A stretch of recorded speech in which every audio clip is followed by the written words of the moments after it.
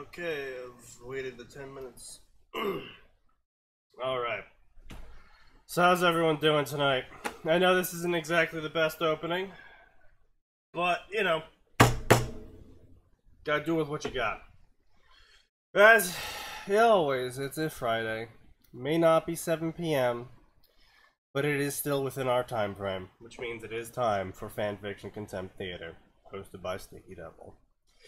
Now, Atin will be getting food, so he'll be joining us later on, and Max Force is off not being here as well.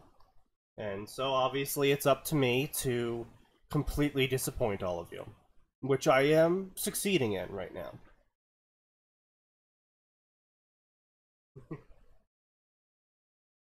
Yes, Isley, I ended up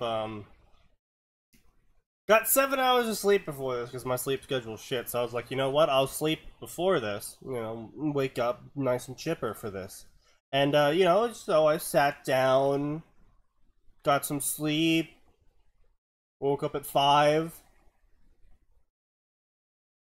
fell unconscious, had a really trippy as fuck dream about Alien Covenant, a game for the PS3 that I red boxed on a disc, and then woke up to this. So, you know, fuck my life. But anyway, that doesn't matter. What matters is we're about to do wrestling and a Rosario plus Vampire crossover. As always, I have dropped it into the Discord. In case you are curious and want to follow along on your own. But I will be also dropping it into the description of the YouTube video.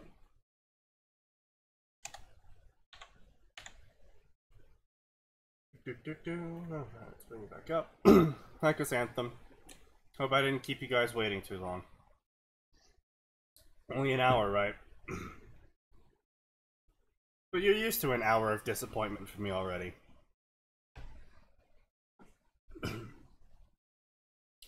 Awesomeness comes to Yokai Academy. After retiring from WWE, Edge has decided to teach, but he doesn't know where. Then out comes John Cena with an idea, Yokai Academy. So with that, Edge decides to go to Yokai, and Christian comes along too.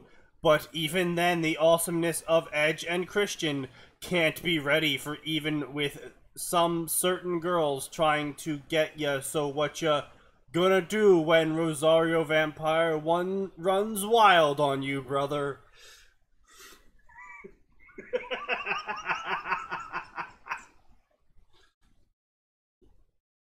Yes, it is gonna be one of those fandoms.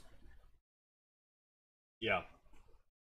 It's a wrestling fic, and those are other moves that are almost always written tongue in cheek. So, yeah.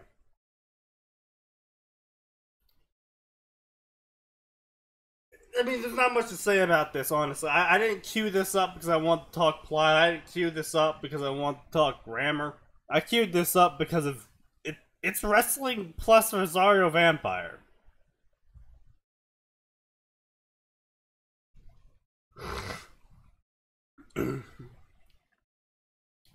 Hello, it's me, D12 now, and this is my very first fanfic. Now, I suck, okay? I really suck, but I try, so I hope you enjoy this story. There'll be romance, lemons, nudity, wrestling, of course, and so on.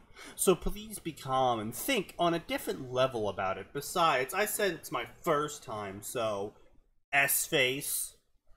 By the way, I own none of the characters. They are owned by their respective groups. Anyway, enjoy. D-face. It doesn't matter if it's your first story or not. I just want to throw that out there to me. To you. Strangely, this is not the weirdest crossover I have ever seen. It's close enough, though. What's the weirdest crossover you guys have ever seen? That's something I want to hear.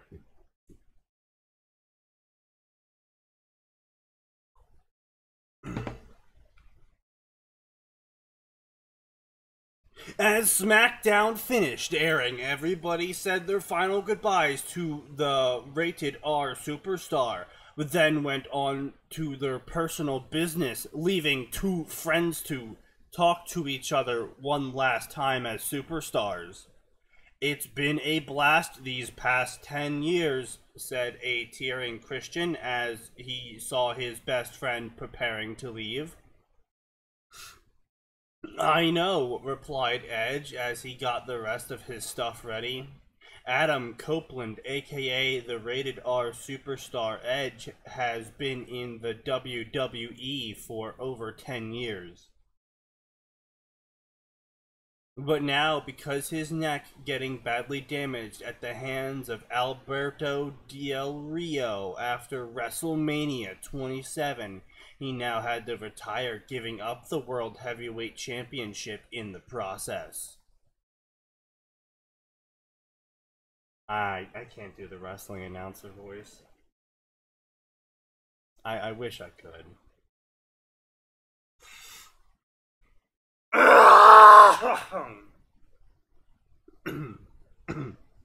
I'll try though.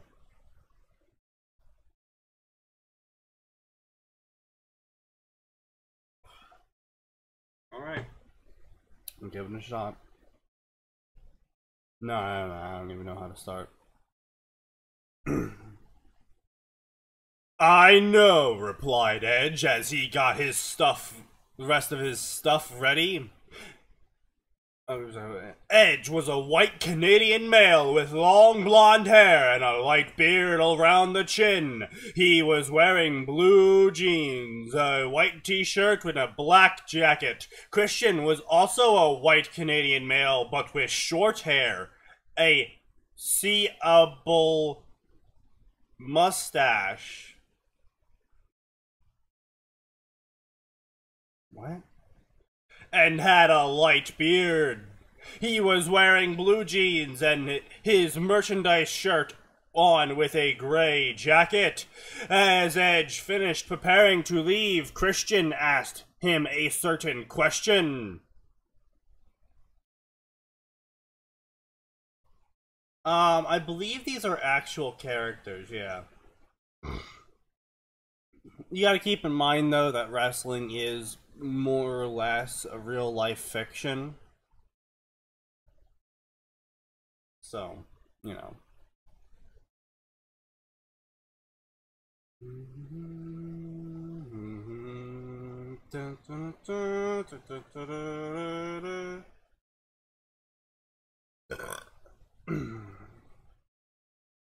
So now what are we going to do? Asked Christian. I don't know. Maybe be in movies, I guess. I really don't know. Chairs will be thrown, replied Edge. After all the time he had spent in the WWE, what he could do, teach! What that thought Edge began to chuckle. What's so funny? Asked Christian, wondering why his friend is laughing. Nothing, just had a thought, said the Rated R superstar. Really? What is it? Edge got control of himself and answered his friend question. I was thinking that maybe I could teach. Crazy, huh? Edge said with humor. He felt like Christian would laugh back and joke, but Edge didn't mind if he did. They were good friends. One could say they were like brothers. But what surprised Edge was Christian said in response. That's actually a good idea, said Christian with a smile. What? Said a shocked Edge. He thought he was going to make a joke, not agree with the idea. Yeah, I like it. You look like you can teach others to be good wrestlers, said Captain Charisma, nodding with the idea. I didn't mean that, said Edge, whose eyes were now wide open and looking serious. What then are you? Oh, said Christian, who now understands what his friend meant. Well, I say it can still work. Edge now looks at his friend with a confused face. What? How? Says Edge.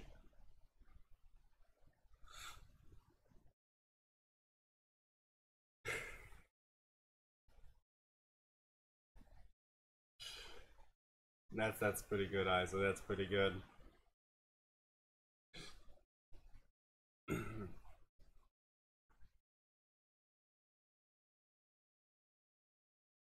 I just have to find the right school, says Captain Charisma. Edge and Christian spent a few minutes pondering what school Edge should try and teach in. Then it hit them, and when I mean hit them, I mean hit! John Cena! John Cena! Was walking by when he heard Edge and Christian talking, and when he heard the word school, he rushed right at them. Luckily, they didn't fall. Whoa, easy, Cena. I know you sad at me leaving. I'm sad to go too, said Edge, who Cena bumped into. Sorry, but I think I heard you say you were looking for a school to work at, right, Edge? Said Cena, who was a white male and had brown, low hair, wore all what he always wear, blue shorts with his merchandise shirt, which was red. That was this year's shirt color, and on it was those proud words of Cena's never give up. On back was another catchphrase of his, you can't see me, with the C being inside a circle with a line going across it, standing for the can't part of the phrase. Yeah, I am, Edge said in reply to John. Well, Edge, I was just talking with Yoshi Tatsu, and he told me of a school that sounds like it might interest you. Yeah, I can't do this anymore. I'm not even close to the fucking voice.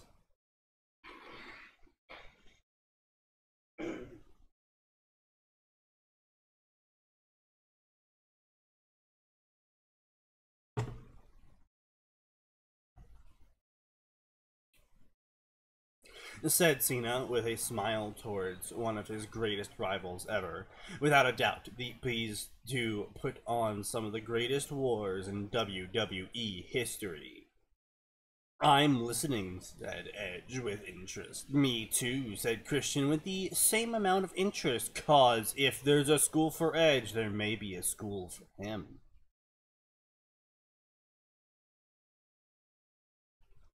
That'd be certainly a shock to some people. Fucking, oh hey, it's a new class. Oh, what did we learn today? We're gonna be taught geometrics by WWE superstar Christian. That would be a shock to some people. Yeah. Kid not paying paying attention in class, just fucking suplex him. You know. That would make you pay attention, right? It's not just me.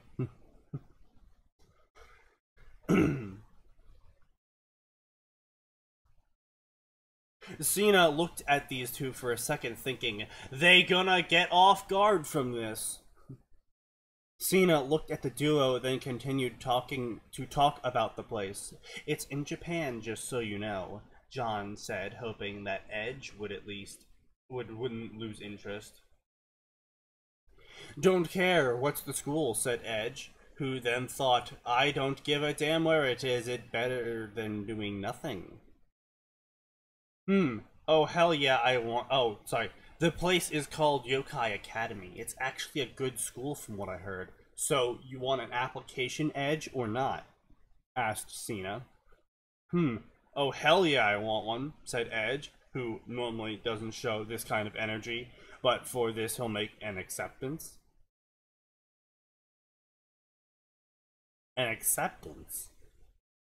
I mean, look, I get the grammar hasn't exactly been top-notch here, but at least he's picked the right words to use.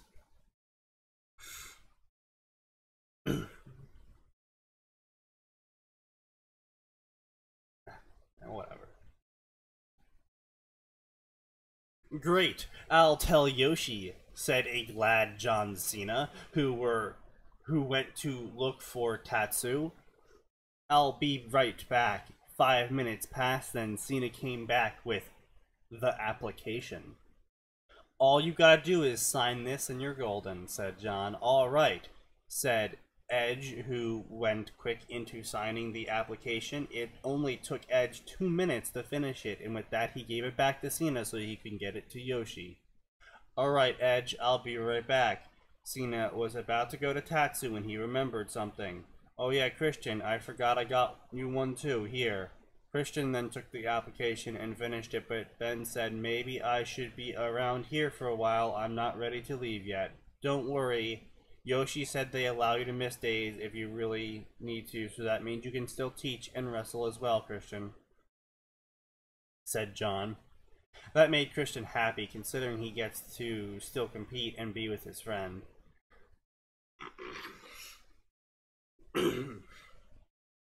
So shall I give these to Yas? John Cena was interrupted in mid-sentence by the 2. Oh man, dude, those numbers.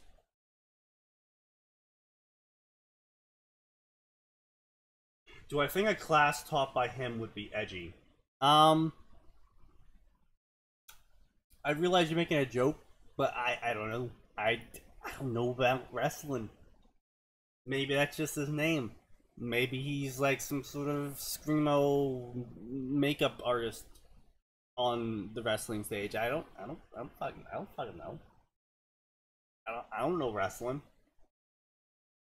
I just want to see wrestlers suplex vampires. That's what I came here for.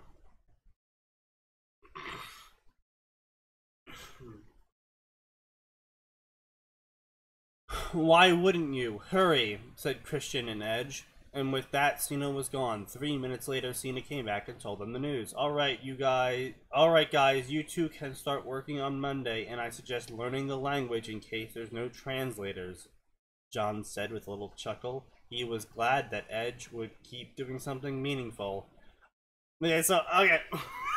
So, just to be clear here, at a wrestling after party, he runs into someone who can give him job applications that guarantee employment for 2 wrestlers in a foreign country in a language they don't speak.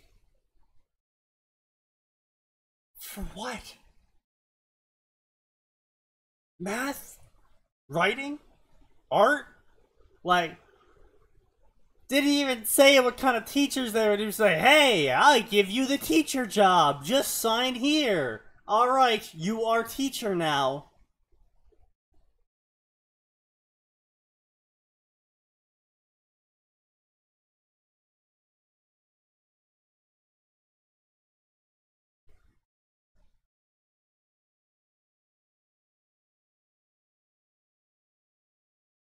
I'm not sure what I expected.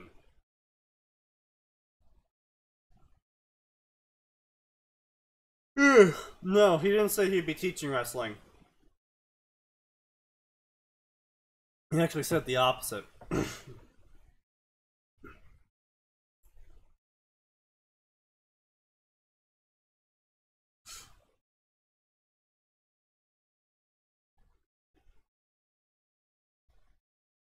Thanks, John, said Edge, who was glad that he had something to do now and glad Christian was going to be alongside him. Just one thing, Edge, John said. Yeah, said Edge.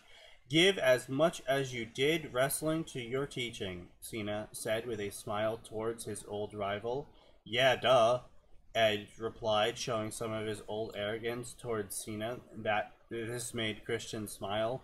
Well, goodbye, Edge, said John. Goodbye, Cena, said Edge, who, out of the blue, offered Cena a hug. Cena returned the hug to Edge. Then Cena shook the hands and hugged Christian.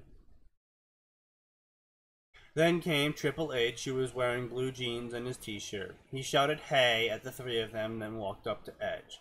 So you're really going to start teaching now? Said a suspicious Hunter.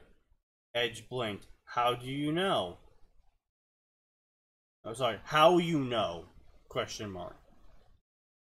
I overheard you guys talking, said Triple H. Oh, well, are you really? Yeah, Edge said, with confidence and a smile.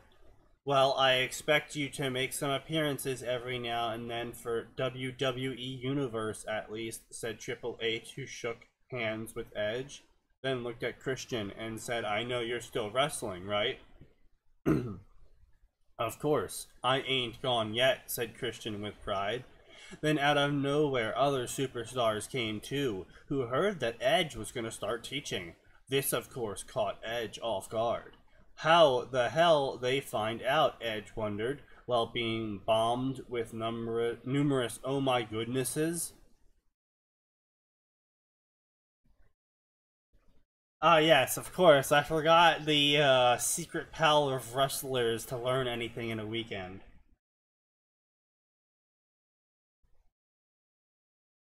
Did we kill off Zeke's?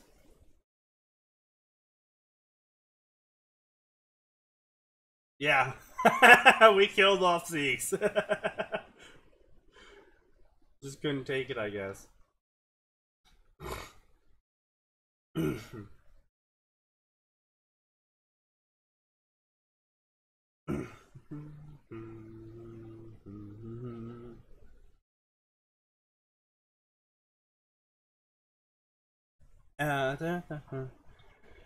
I must be hearing things, and this is a joke, right? It must be.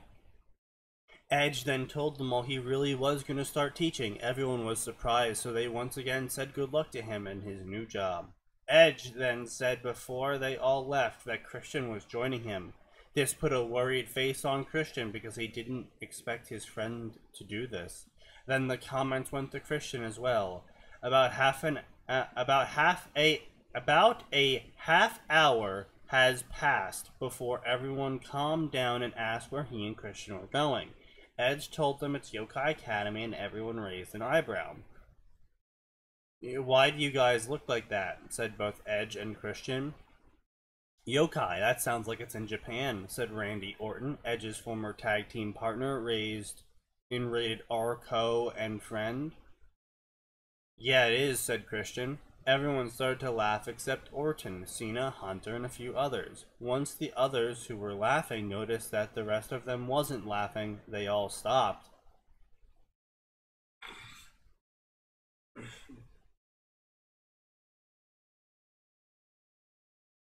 That is the best way to do it, Isley. That would make this story immensely more entertaining. Then Big Show said, I hope you learn the language soon, he said with some concern. He didn't want these two to falter at their new workplace, especially after they had done together in WWE. Okay, so I hope you learn the language soon. I know you're starting in like half a week. Like, fucking Christ. Oh, boy.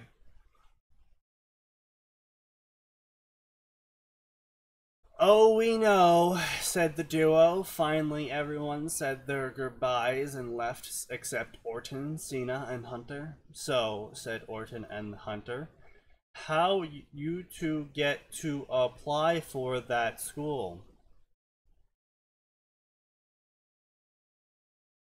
I feel like my intelligence is lowering the more I read of this.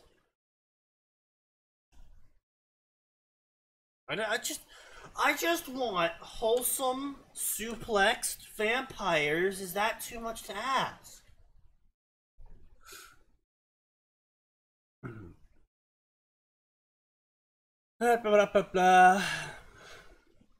Edge, who wanted to get the hell out of there, told them Cena got them in by applications from Yoshi. Oh, both the game and the Viper went. Well, good luck, you two. See you around, said Orton, who went on his way. Don't get fired, Edge, said Hunter, who knows he may flirt with the teachers there and that can cause him trouble, and Edge probably don't want that. And with a comment, Triple H went on his way, leaving Cena with the two. He looked at the two and said, good luck, guys. Thanks, John, said the two friends. Bye. And with that, Cena was gone. Deleted forever. He's not showing up again.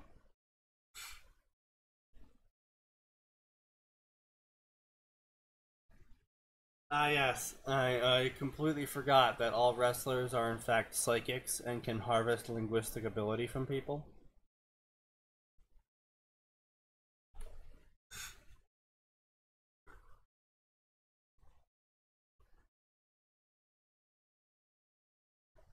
And that's exactly the imagery that the author was going for Chrysanthemum.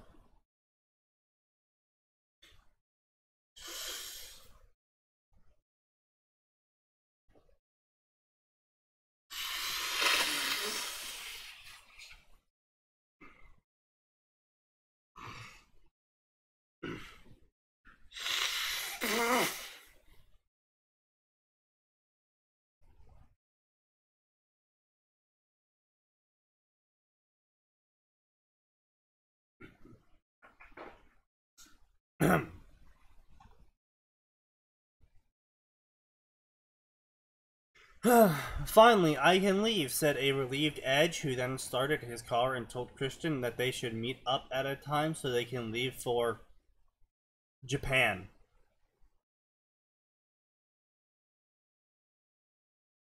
Um, wait, so were they inside his car this whole time? I just, I, what? What, did he just teleport to his car? Whatever. Okay, gotcha, said Christian. Be at the airport at noon at least. See you then, said Edge, who then left the parking lot to go home and pack.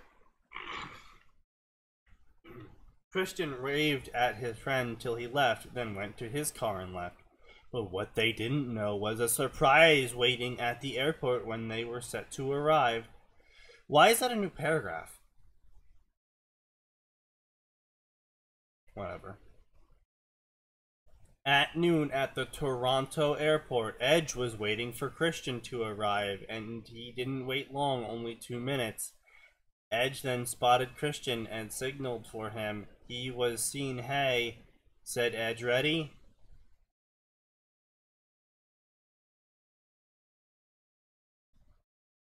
We're gonna drive from America to Japan. Nailed it. I know exactly how to do that. What you gotta do is step 1, don't.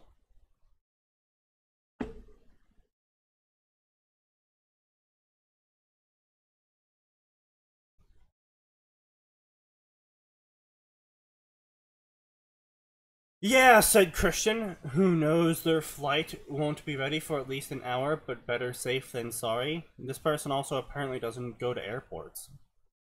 The duo was sitting in the waiting area when they heard shouts of their names. They looked up. They looked their rights. They looked their rights.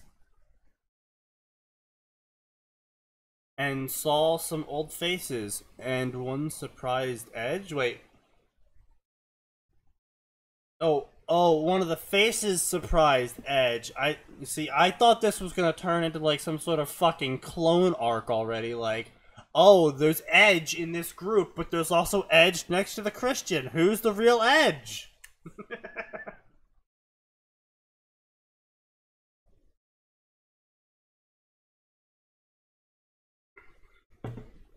Ah, I forgot about Cthulhu.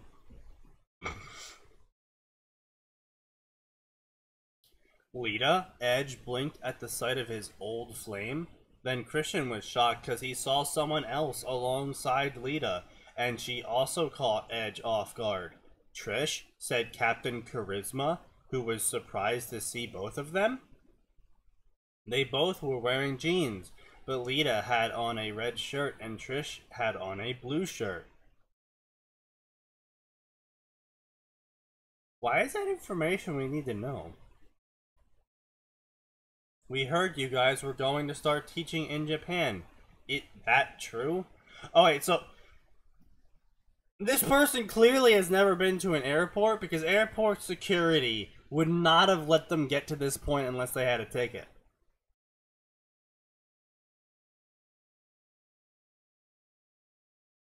Hello, Rage. Oh, you're just in time, Atin. Oh God, what am I here for? WWE. crossing over into Rosario Vampire. Interesting, interesting. So far, it's been just a lot of, like... Wish I could just leave. It's been a lot of poor grammar. Like, really bad grammar. How bad? Pretty bad. I guess I'll see in a minute. It's been shit grammar. Random spacing where there shouldn't be any. Did you drop the link yet? Yeah, I already dropped the link a while ago. Okay. New paragraphs where there shouldn't be any. It's just random fluff that really doesn't mean anything. It's just like, it's not even like, oh god, this is horrible garbage. It's just like normal. It's just. Is this like what I was talking about last night, where it's like, you know what? I'm now depressed at average work because you can do better. It's not. It's not even average work. It's worse than average work, but it's just like, it's just so shit standard, I guess you could say, in terms of everything. It's just like, there's nothing really to comment on here. It's just, look, this is bad. There's nothing more to say here. It's not like they're making grievous errors. It's just like, oh, they're putting spaces where there shouldn't be any, and their dialogue is trash, and, you know, they don't know how airports work, or, you know, how scene transitions work. What? How do you not know how an airport works? So that's what I said. It's an airport. Even if you haven't been in one, there's been enough movies. Hello, Fry Kugel Rage. If I say your name right. Oh, he's already gone. Oh, fuck that. Fuck that guy. He was offended that you couldn't get his name right on the first try. Apparently. Yeah, your message came through, by the way. Okay. But anyway. I mean, I've gotten, like I said, it's just like, oh yeah, you know, like the names aren't capitalized sometimes. We're just getting really random details. It's just so... It exists, you know? It exists, and God, do we wish it didn't. I don't know, we might be saying, hey, this is fucking hilarious by the time we get to chapter 2, you know, to next week.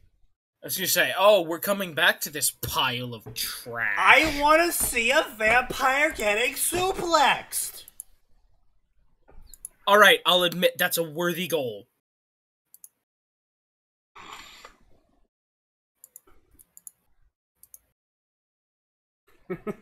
Oh, Isley. What did Isley say? Airports are pretty obvious. You go in and you get...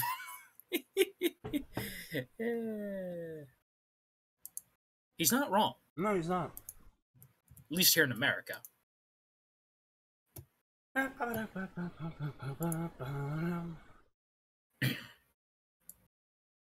No. I should not play that music right now. That music is too good for this trash. What, Bone Tassel? No. Music from Gaiden. Good luck, you two. Now that you're here, we can move on to actually good things. Blah, blah, blah, waiting for the flight. They talked about everything. Love, hate, love. Okay, wars, so wait. Pain. So this is WWE crossing over with Rosario Vampire. Yep. Is the main character part of WWE? Yes. Excellent. And they're gonna at least they're gonna become teachers. Smart enough to get that right. They're gonna teach at Yoga Academy. And oh right, they don't know how jobs work either. Because what happened is the main character was like, oh no, what do I do now? I think maybe I'll try my hand at teaching. And then John Cena showed up and was like, hey, I heard you were gonna try and teach. I have these applications from Yoshi Tamagotchi. And if you sign them, you can become teacher at Yokai Academy. And so they signed them, and now they're teachers at Yokai Academy. That is... I get the feeling that this person's only experience with how a teacher is hired may have been GTO. And while I'll admit that I would love to have him as a teacher, that is not how teachers get hired. You gotta go to school, you gotta get a teaching certificate. Depending on what state you're in, you then have to go back. No, Isley.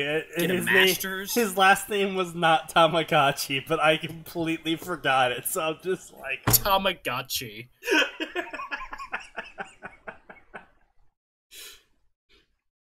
Yes, it's a type of online pet. Well, handheld pet. Tamagotchis were evil because you paid money for them and then they died. Which is why I never bought one, because I'm like, I'm not going to keep this thing alive. And then John Cena shows up and says, hey, you guys, never give up. And then they all walked off and laughed. Remember, guys, never give up. Believe in the me that believes in the... Get the fuck out. They boarded the plane. Everyone gave a goodbye wave. Oh shit, what? I remembered I have to go back on Friday, then come back to Japan. I don't know if I can afford that. Wrestlers are multi-million-dollar people. Okay, I mean, depending on where they're at it in their career, they may not, in fact, be multi-millionaires. Okay, yes, this is true, but they're still not, like... Yeah, no, they have large contracts, even if they're not million-dollar contracts. They still have large contracts, and they're definitely not, like, you know, barely making ends meet. Like, early wrestlers, maybe, but, like, the ones that show up in WWE SmackDown and shit, no, those guys have money. Yeah. Don't worry, I'll help you, said Edge. Arigato, thanking his friend in Japanese. Hi. Edge said yes to his friend's response in Japanese. I see. What, saying yes? Saying yes, that doesn't make any sense. I see you Thank did you. some studying. Yes! All this WWE made me want to go look for JoJo crossovers. You know what? Go ahead. Go look for a JoJo crossover. Better yet, write a WWE crossover with JoJo. Give John Cena the stand he deserves. Indeed. Is that where he waves his hand in front of his face and suddenly no one can see him? Of course. And the stand is just his name, but Indeed. with the musical intro on it. He has to enter every fight like that.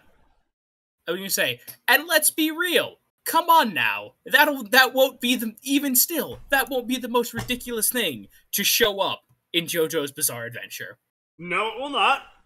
This is true. This is true. I'm looking at you, Pillar Men. Who wear bondage gear. This is gonna be awesome. A whole new life with John Cena. They can handle this. Never give up.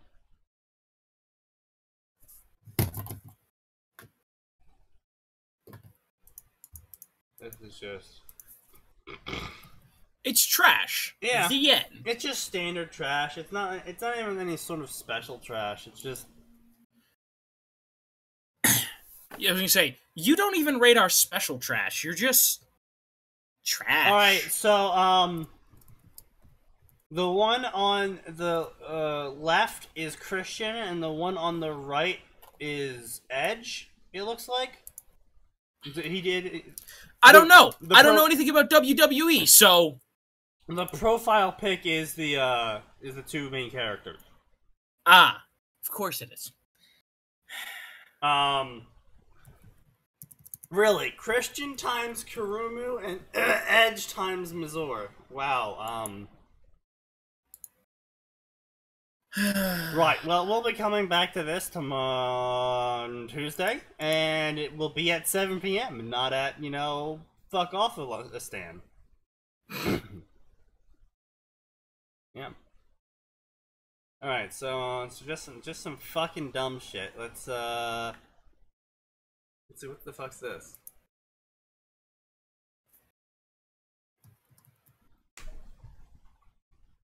Oh. Right. Yeah, Mizor was the frost one. Yeah, Mizor showed up in season 1. Disappointed in the lack of... Don't worry, Chrysanthemum. We are also disappointed with the lack of thrown chairs. There were also no ladders. There was no ladders, no chairs, no suplexing. I was thoroughly disappointed. You let us down, author. You know what? If the chapter had... people think Ruby is the best thing to cross JoJo with. Well, I mean, semblances and stands, it makes sense, I guess. While they are not that similar, it's easy enough to cross them over. Because while they... how you get them... I don't know how you get a stand, but as far as the scaling goes, it's pretty easy to cross them over. Oh, well, Ruby turns into flower petals, and this guy stops time, and this guy, I don't know, looks creepy. I don't fucking know anything about JoJo. That's his stand. He just looks creepy.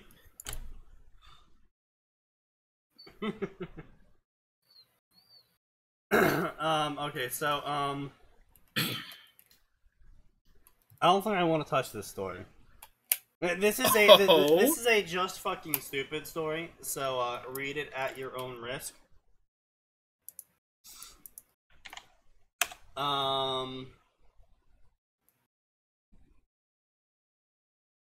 What the fuck did Zeke's post?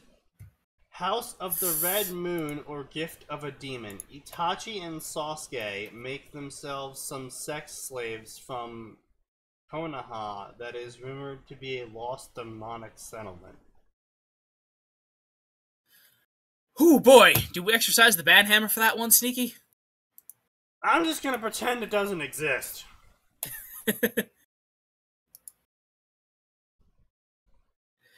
I'm tempted to abuse my mod powers and pin that to main. You could. But that would be an abuse of power. What was that? And I can't do that on air. No. What do you mean? What was that? It was nothing. I didn't say anything. All right. So, being that this was a just fucking dumb story, I more or less just wanted to talk about the summary again. I mean, we can read it. Holy hell! The name alone is making me angry. Yeah. So this is a Ben 10 High School D times D crossover. And the summary goes as the following. Imagine if Azimuth, the guy who gave Ben 10 his watch thing, was a dragon. Imagine if he was one of the dragon gods, the dragon god of life. Which, I mean, is a fair translation, I guess, if you're going to do that.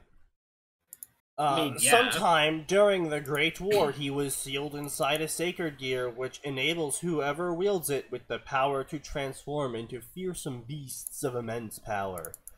Powerful, original version of Ben Tennyson, OOC and AU.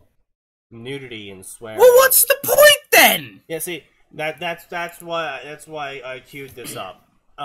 Because we've talked about this before, and I'm going to talk about it again in relation to this now.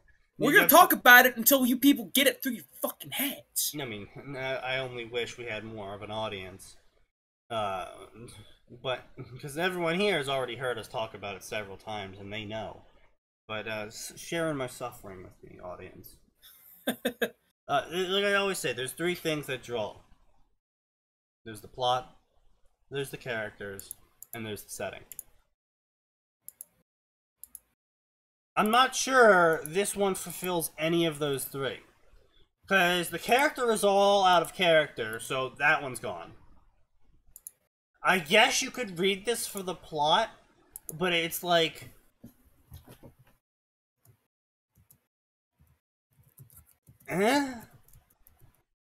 I mean, it sounds like an okay plot. It's got a decent amount of favorites, follows, and reviews, especially per chapter.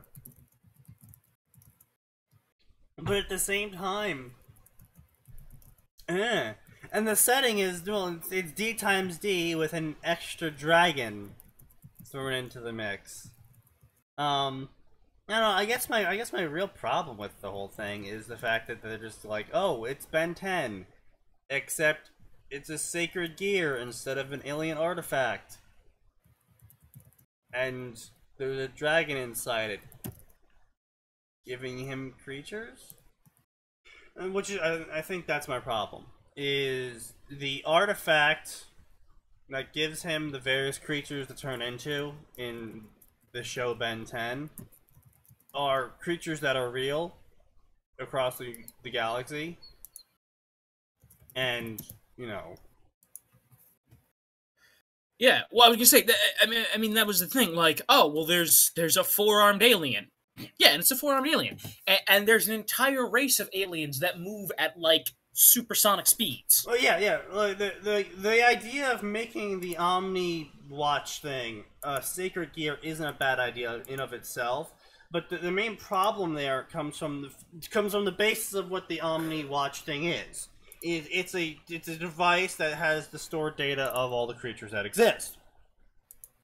Which, if you're gonna say, oh, actually, instead we're gonna cut out the sci-fi aspect of this, make it a sacred gear powered by the dragon god of life, so it's gonna be Earth-centric. What does he have to turn into? Watch. Ah, he's a kangaroo. No, obviously it's gonna be supernatural animals, but. It's like, oh, watch, go, devil, angel, fallen angel, fox demon. Like, I think my main problem here is that the Omniwatch. I don't know if that's the actual name for it. I think it was the Omnitrix. Omnitrix, that's what it was. Yeah, Trix. The problem here is that the Omnitrix was meant to be a power balancer. In terms of, oh, we're going to be able to take this human, and then using the Omnitrix, put him on the same level as the people he fights. Because there's no way he can fight a giant alien warlord thing. But but taking that, putting it into a sacred gear, and going, okay, and now it's going to be Earth-centric, you know, various races. Where exactly are you going with that? Like, the other races aren't that powerful in terms of supernatural. I was gonna say, like, either you're gonna turn him into a kangaroo, or like, because the way you can go with animals, you could go with other colors of humans, or you could go with the mythical creatures, and it's like, oh, well, now we can turn into a vampire. Okay, yes, that's neat and all, but there's much easier ways to turn him into a vampire. Well, no, see, that's not the problem, though. The problem I'm trying to get here is the power levels are just not the same. Like, you either, A, allow only mythical races into the Watch, right? So, like, oh, he can only turn into a vampire. Oh, he can only turn into a Yuki Onna. Oh, he can only turn into a fox spirit, etc., etc. And they all come with their own, you know, share of powers and whatnot, and that's fine. But the problem here being is that nothing in high school D times D matches up to the three main factions, which is why they're the three main factions. Which is why all the yokai united under one person in Japan. Why they all don't have their own separate factions. Because none of them are that strong. None of them can match the power of devils, angels, and fallen angels.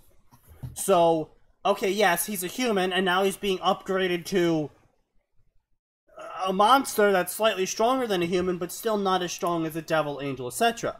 Okay, well then, what if it allows him to upgrade to a devil, angel, and etc.? Okay, well then, what's the point then?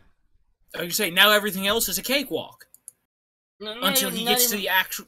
I mean, everyone else is a cakewalk until he gets to another devil, angel, etc. Yeah, but the other problem there is that the creatures in the Watch don't get better. What do you mean they don't get better? So, a known thing in Ben 10 is that his creatures, he like can't work out with the creatures. You know, like they don't get stronger. It's a template that's applied to him. And I don't know how it's gonna work here. But in canon, it's a template that's applied to him. You know, working out as the four-armed alien isn't going to make the four-armed alien stronger the next time he uses it. And so, this is the other problem here, is that, okay, so it's going to be a certain power level. It's going to be a flat power level. He's always going to be this strong when he turns into this creature. And it's just his skill level using those creatures' abilities that increase in canon. And so this is where I'm going to get iffy again, which is why I take problem with this again for this AU, is that, okay, well, what are you going to do in terms of power level now? So, say you do allow any of the races, they're not going to get stronger unless they do get stronger. And then at which point it's like, okay, well then he's only going to be training with one, right? Because why would you spread your, training time across all the species if they do get stronger the more you use them? It'll be like, why would he take time to train with angel powers when he could just focus on the fallen angel power or vice versa or whatever? Yeah. Because you have a limited amount of time with the Watch, so to take your already limited time and spread that out over other people. Yeah, so it's just like, anytime you try and that was the main thing with the canon with Ben 10. It was, oh shit, this alien I have isn't good enough for this situation. I need to get a stronger alien, not I need to get stronger. You know, it wasn't him training to be better with something, it was him finding a new alien to be.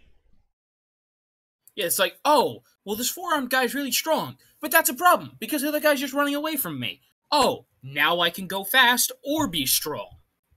And so, now that I've outlined my main complaints about this, I will go into reading it. Just to see if the author answers any of them. So prepare your butts, kiddies. Blah blah blah. Reason I chose this, like the concept of Ben 10. I can see the story fitting well here. The premise can slip into the universe of any other story and not seem forced. No, it can't. Okay, first chapter was a character bio.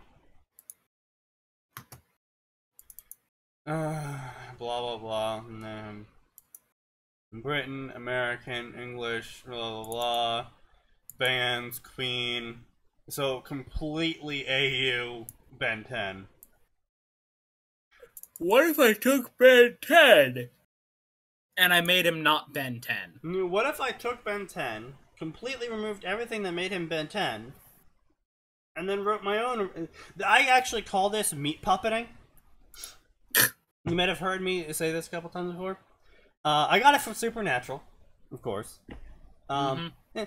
It's basically where the author removes everything from the character and then inserts their own fucking hand and is like, oh yeah, this is the character now. No, it's like, what's the point? Like, And there's a fine line between meat puppeting and taking an idea. Like, for instance, let's talk about Weep for a sec, because that's just the most recent example that jumps to mind. The idea there being that Harry Potter, it takes place a couple years later, and he grows up a little bit later, and so he's exposed to the anime boom. Sure. But he at his core remains Harry Potter. He still grows up with the Dursleys. The magic war still happens. Most of the events are going to happen the same, but with small differences for Harry Potter being a weeb. But Harry Potter is still, at his core, Harry Potter. He's just reacting to some things a little bit differently. This, on the other hand, is, okay, I'm going to take Ben 10, and whether or not he still has his family is irrelevant, because they're going to take Ben 10. They've already said it's an out-of-character Ben 10. So I think the important distinction here is, in Weeb, the author showed us his personality changing over time, and etc. You know, him reacting to things differently now because of X history that we've already been shown. In this, it's just going, all right, this is his history. It's completely replacing his canon history. Like, we're not being shown Ben 10 growing up into a different person. We're being told he's a different person. And then, And, like, here's the thing. I'm more annoyed because, theoretically, it could, Ben and Gwen are out with their grandfather on a camping trip or whatever the fuck they were doing. And instead of finding a watch, they find the artifact that gives him a magic gear or whatever? Well, see, the thing is, with sacred gears, you're born with it. And they're awakened in times of strife. Okay, then he's born with a sacred gear. All the same crap happens, and instead of needing to save their asses with a magic alien watch, oh no, I'm stressed out, blank bad thing's gonna happen. Sacred gear turns on. And he turns into an angel or a vampire or what the fuck ever. Stayed in America. Father was stationed in Japan. Elder sister, Jennifer. Also, this is just another thing. If I have to read... If you feel it's necessary to provide me with a character bio... Yeah. First of all, that's a problem. If you've changed so much stuff you have to provide a bio, maybe think about toning it down. And number two, you're a lazy piece of shit if you're providing a bio. This is information that should be told to the author through a story. Yeah, told to the reader. Yeah, and I know we just harped on this, but... Yeah, exactly. What Chrysanthemum said. Character bios are tools for the authors, not for the readers. Now, like, it's great for you I have to no put problem with authors giving readers their authorial resources, like power sheets and whatnot, in a separate story. But it has to be in a separate story. Don't fill your main story with author resources. And just be like... Yeah, or be like, if you want to know more about the story, go look at my profile, or here's a link to a... Here's the power sheets. Here's a link to... In my profile, there's a Google Doc with a link to the power sheets and current bio and, whatever.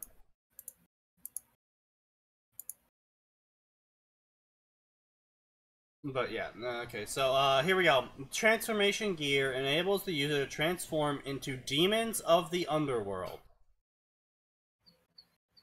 And other creatures, both living and extinct, as long as the DNA exists.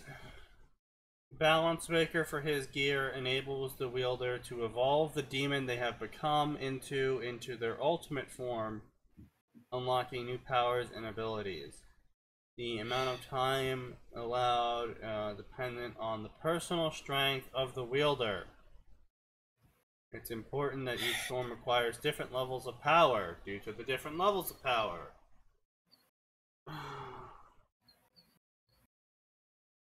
So I was gonna say now it's literally not even the Omnitrix, which, as far as I mean, at first it had a time. I know eventually they were able to get rid of the time limit, but that wasn't until way, way later. Yeah.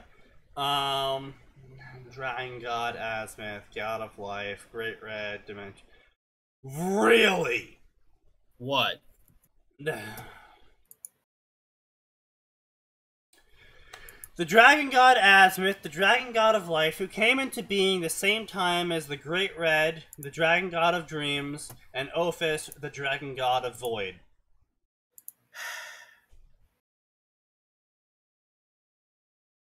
At his prime, Azimuth was on par with the Great Red, the greatest existence in existence, in terms of strength and power, and was a close friend of the God of the Bible. Boy, you're not going to offend anyone with this story. The gear, which Azimuth is contained within, was designed by Azimuth and God to promote peace.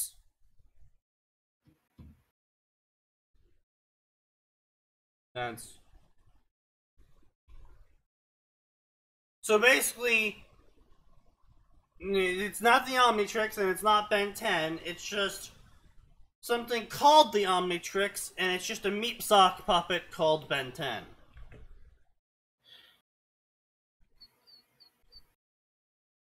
Let's see, his final AN. I can tell everything that you're thinking. This isn't Ben 10.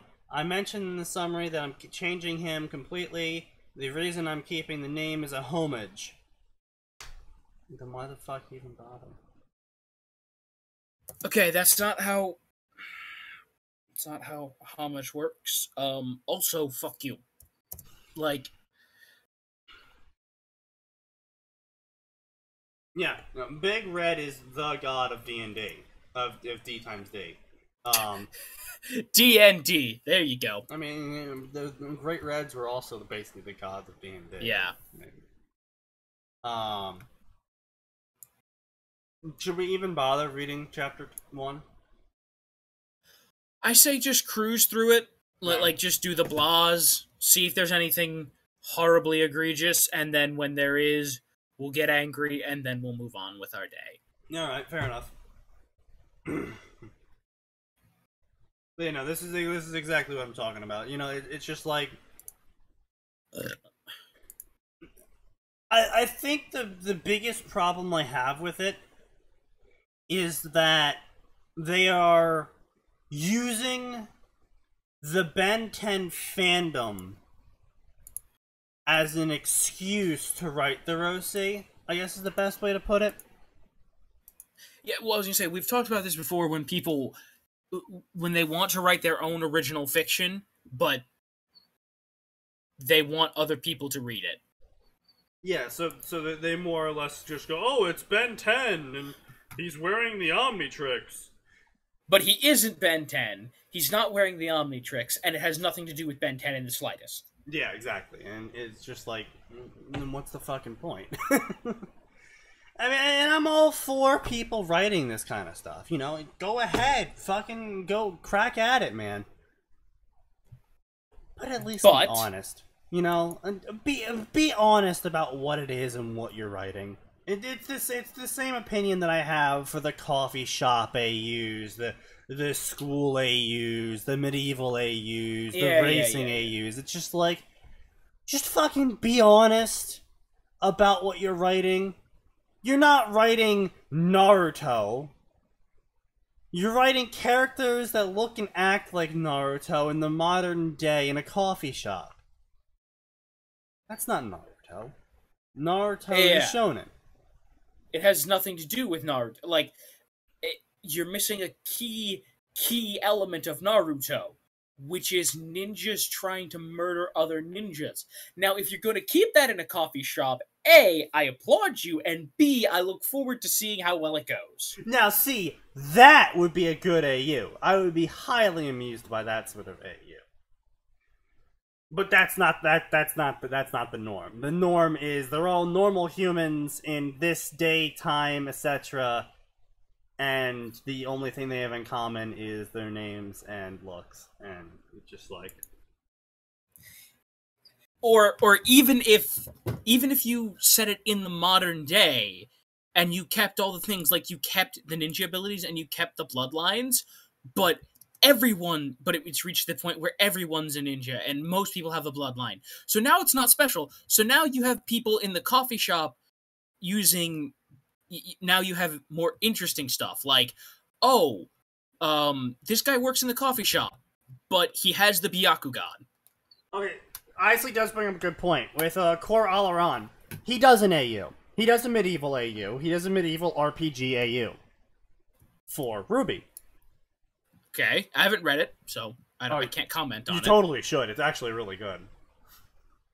But the thing is that John is still John, Ruby is still Ruby, Yang is still... Like, the characters are all still themselves. The world is more or less still itself, only downgraded in technology. And it's basically like, everything is still, where it is, more or less.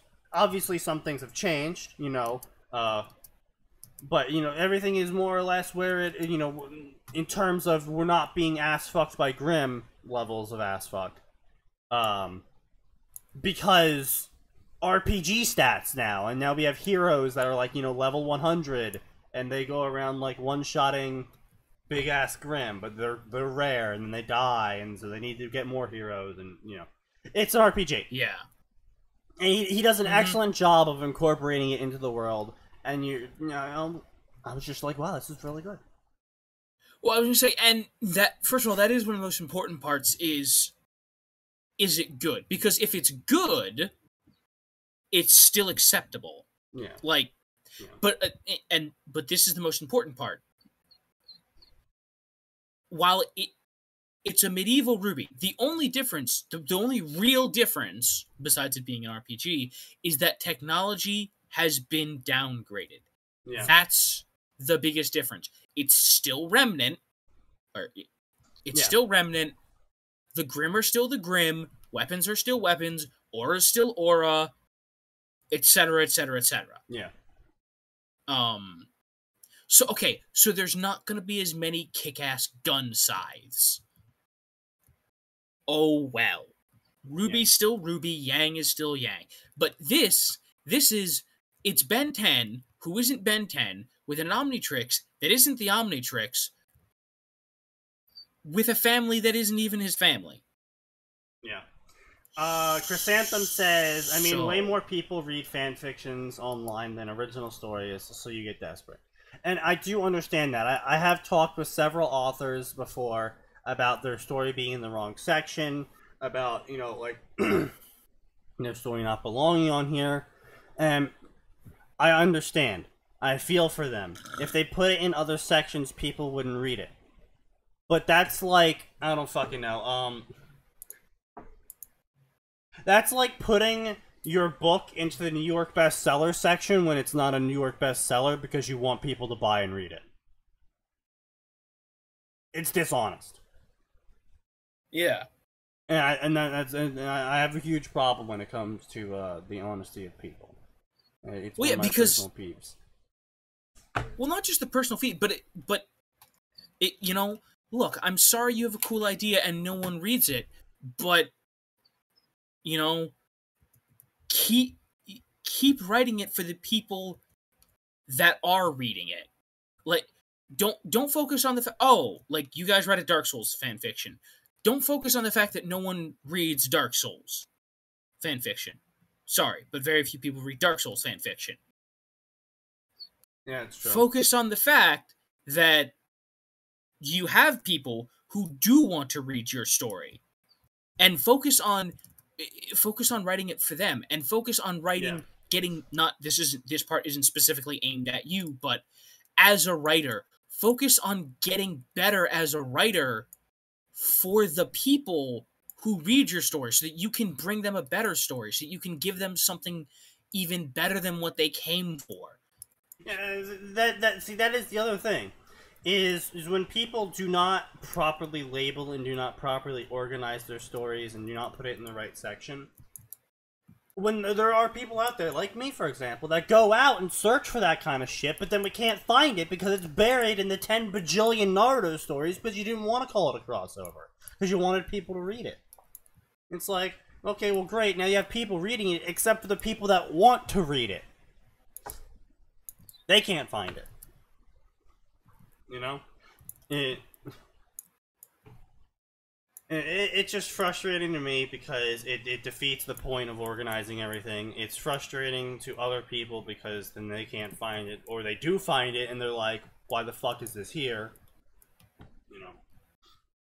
And then, then we're going to get upset because you've put things where they aren't, and even though we may not be that upset with you personally, we're upset with everyone who does it. Because because everyone will think, oh, it's okay to put my Naruto fiction in in just the Naruto section, even though it's a crossover, because more people will read it. Except then everyone puts it in that section. It is true, Chrysanthemum. Yeah, unfortunately speaking, there's not really a good place to put original fictions or anything really online. It's kind of it's true though. You make a blog but here's on the thing. Blogspot or something. But again, you know what? I'm sorry, but this is fanfiction.net. This is not originalfiction.net. I know. I'm talking about Chrysanthemum's point right here, where she's saying she joined. Is she right? Yeah, I'm pretty sure we established. You were Schimmel. Anyway, Chrysanthemum said that they joined and started writing fan fiction because their original stories weren't getting a lot of traction online. And I was saying, that is fair because Blogspot and what's your best hope? Make Blogspot or a Tumblr account and post it to there. Make a DeviantArt account and post it on there. Like, hi, Evil Within. Yeah, okay, yeah, female. Where exactly can you post it? There's not that many places that you can post it that make it easily accessible for other people to find. Like, more or less, people have to stumble upon your shit and then go out to their friend and be like, yo, hey, friendo, this is a good story. Read it. And then the friend looks at it and goes, yeah, this is a good story. And then he goes to his friends and he goes, hey, guys, this is a good story. Read it. But here's the thing. Here's the thing. If someone like Chrysanthemum had written a great fanfiction and then said, hey, if you liked my fanfiction, I have works of original fiction. Here's the thing. Yeah. That's a great way to do it because that's actually what I see a lot of authors of fanfiction do. Is they go, hey guys, here's the latest chapter of X fanfic. However, if you enjoy my writing, check me out on Blogspot or Amazon. I have a published book. And here's the thing: I have no problem with assuming their story meets all the requirements previously said, but it's in the right spot. It is actually a good story. Blah blah blah blah blah. Great, do that. That's a fantastic way to promote yourself, and that's a great way to use fan fiction. But don't write your shitty Ben 10 fan fiction, which isn't actually Ben 10 and has nothing to do with Ben 10. To promote your own original stuff. No. That's just going to make people upset, and you're going to end up on a show like ours where people go, man, this is fucking stupid. This asshole, look at this asshole over here. Yeah. No, I definitely understand both sides. I'm obviously leaning toward the side of get your trash off of here. But I do understand why people get desperate. I do understand that people want people to read their shit, but there's no real centralized place to put original works to be discovered on. Because as Chrysanthemum said, Wattpad got swarmed with fanfiction, Figment got swarmed with fanfiction, and it's just like, where the fuck am I supposed to put this stuff that isn't going to get buried by everything else? And that isn't a main problem. And maybe if I had the money, I would try and do something. Originalfiction.net or something, try and organize an aggregate site to aggregate original fiction. Hell, it could be, if we could essentially just take fanfiction.net's code and... I wouldn't go that far. Okay, you're right. We'd want better code than that. But my point remains... Fiction press is already a thing, but yeah. Is it an aggregate though? Is there like, is it basically fanfiction.net? I've never used Fiction Press, so I wouldn't know. In fact, I don't really search. Okay. Alright, then I'll take your word for it and not spend that extra money. Check out Fiction Press, everyone. There, I've done what I could. Yeah, I mean, I knew about fanfiction basically owning / partnering with it or whatever it is. But yeah, I never actually checked it out. I didn't really know what it. Yeah. Yeah. Anyway, insert general disclaimer here.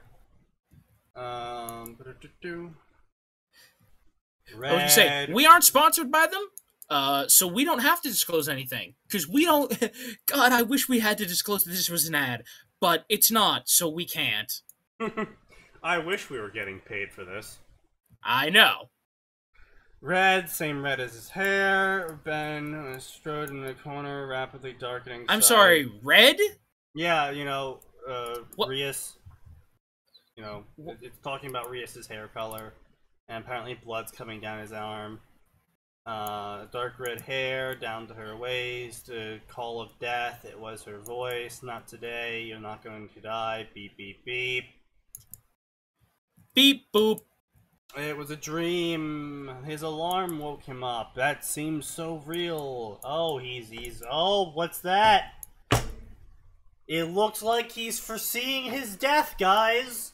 I wonder what's gonna happen in this chapter. Wait, hold on. I'm thinking... No, I think you're wrong. I think it's going to be full of cocaine and hookers, and then he dies. Oh, wow. All of Harry Potter is around 1 million words? That's actually, kind of depressing, considering the fact that there is, one fanfiction author, Vesuvium? Whatever. I'll probably feature him at some point.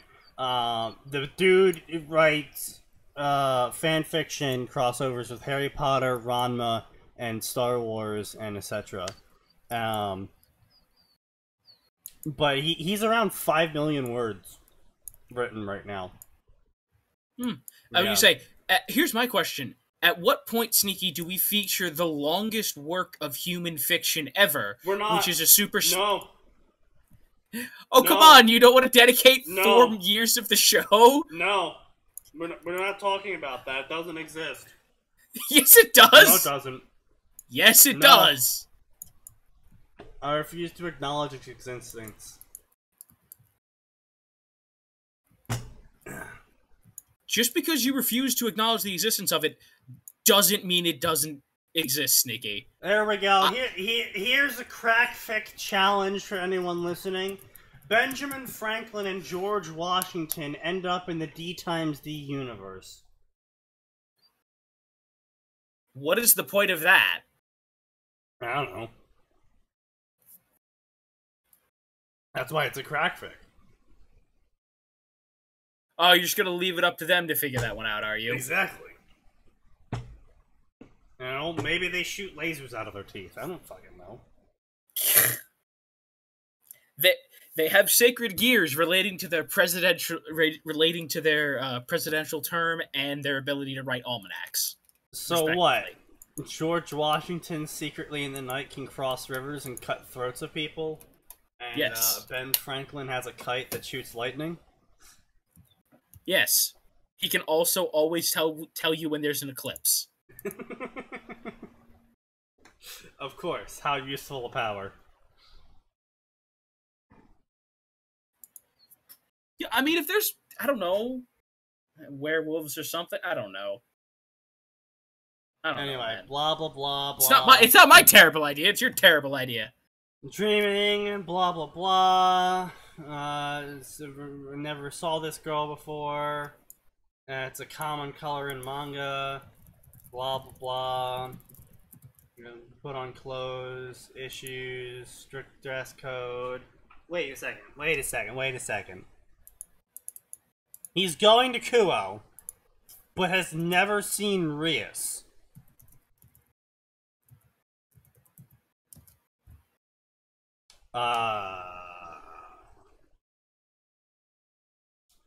Oh, spirits like in Fate style. That'd be pretty interesting.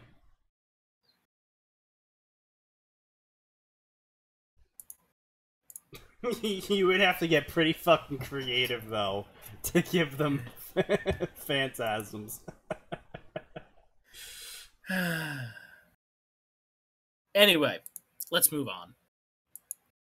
Would George Washington have an anti-country phantasm that gives him the ability to declare independence? No, that would be John Hancock, obviously. Oh, you're right, I suppose. I think John Hancock's actually a, Fate spirit already. Well, then it's perfect. I actually want to know this now. Oh, the things we Google. John Hancock type moon.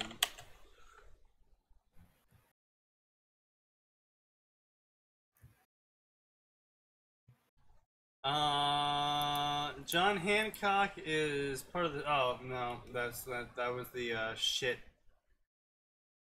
Nope, that's also the shit version. Okay. Apparently, John Hancock is not part of the Fate universe already. Oh, what a shame! This clearly must be rectified. Anyway, let's see. Blah, blah, blah. Strict dress code. Sono something. Vice president. Code of conduct. Negotiations. It was decided he was allowed to continue wearing his jacket to the school, with the condition that he took it off in class. I mean, you're already wearing a fucking suit. From my memories of how Japanese school like that and how that show specifically goes, they're already wearing fucking suits, aren't they? I think.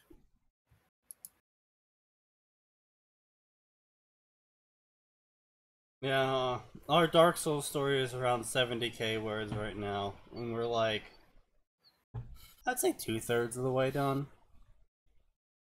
Standard it's still nothing size. compared to the world's longest fanfiction. My Google history must be a magical place. No, it's not actually, because I use DuckDuckGo.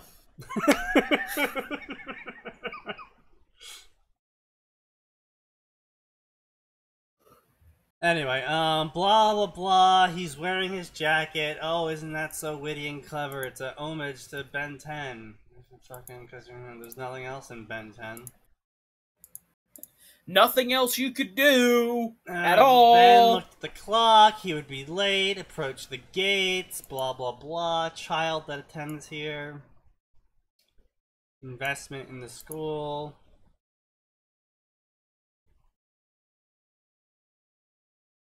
Big ass fountain. Courtyard. Fortunately for him, never had confidence with girls.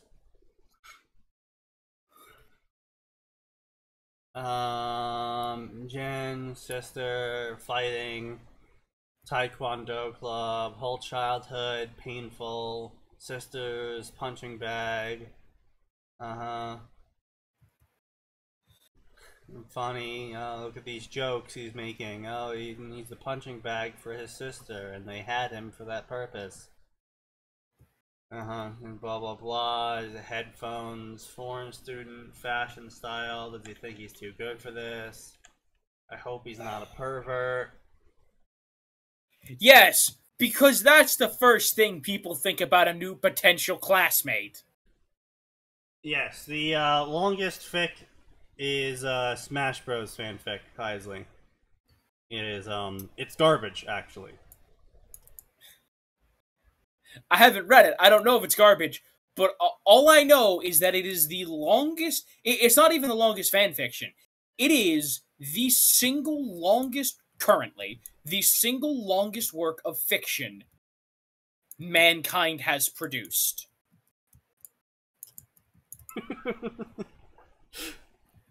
Golly gee, this new kid sure looks like a pervert! Yeah, more or less.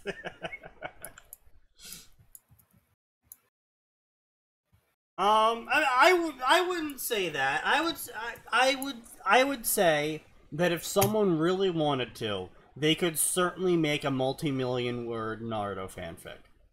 It would just take a lot of world building.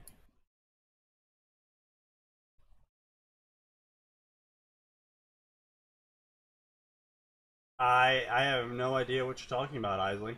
I wouldn't be able to say yes or no otherwise.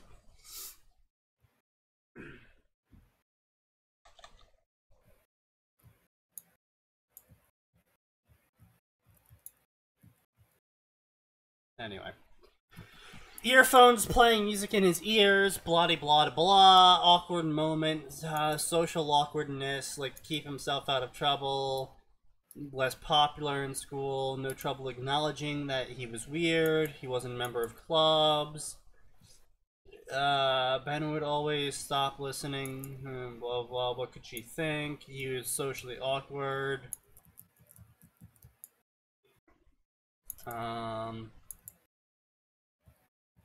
Last comment caught his attention, though. Upon coming to the academy, he discovered 2 male students. He's replacing Issei. Oh, good. This is an Issei replacement story.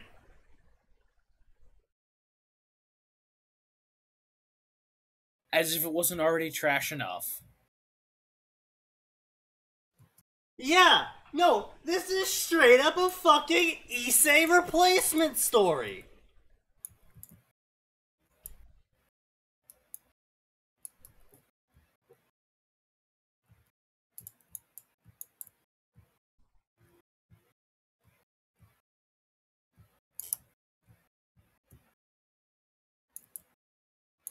Okay, so for those of you who are just joining us, this is a Ben 10 high school D times D crossover story in which the main character is Ben 10, but he's not Ben 10.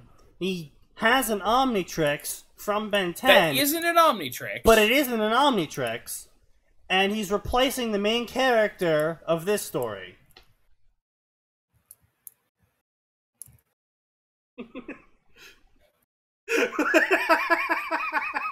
How many viewers did we lose?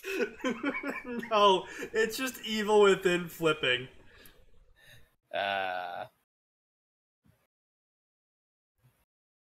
What's that? Xenomorph Ruby? Let's go! He brings up a fair point. I already hate this story. It's an Issei replacement. Fuck this shit. Let's go find some Xenomorph Ruby. I'm sorry. What? Because I'm sure I heard you. Oh, correctly. Yes. Ruby. But I'm... Filters. Crossovers. Wait, hold on. Rewind. X. There's no Xenomorph. Wait, no, hold on. It's labeled by A.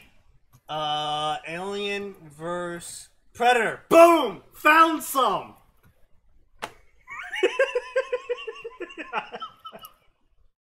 I don't know what to say about that. I can only hope all of the Grimm have been replaced with xenomorphs.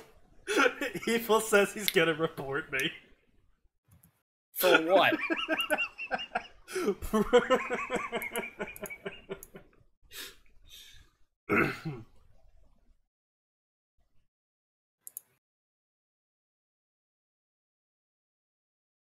Glinda times Ripley. No. What? No. Oh, fine. A xenomorph has been given a set of human eyes to experience Remnant. Beside her, her mother, Ellen Ripley, watches and frets as she tries to reacquaint herself with the outside world. Ripley times Glinda. Xeno girl times question mark. What? What? I have a Ruby XXX Velvet fanfic. Well, we don't do porn here. In fact, we report it because it shouldn't be here. Yeah, indeed. But I also don't know what Velvet is. So Velvet, the bunny girl. Like I said, I don't know if that was a Is Velvet a xenomorph in this, no. or is it? No, I never read past the. Sure. Drop the link in then. If if it's bored, we'll just exit out.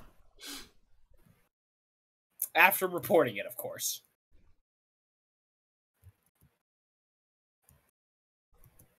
What the fuck is this?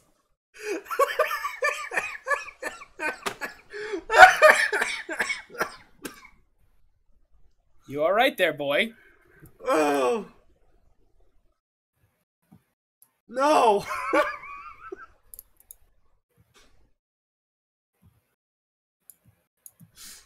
No, I'm not okay.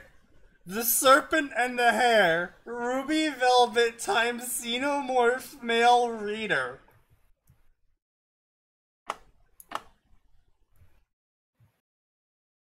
I'm sorry, fucking what? We kind of have to, don't we?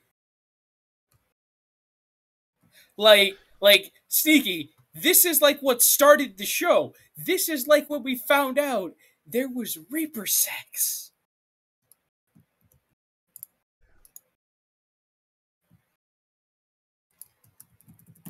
Okay, in this book, you're a xenomorph human hybrid.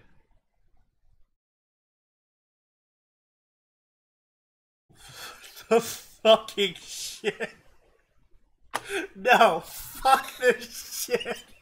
I am not reading. Come on! The first chapter! No! The first chapter! I am vetoing this!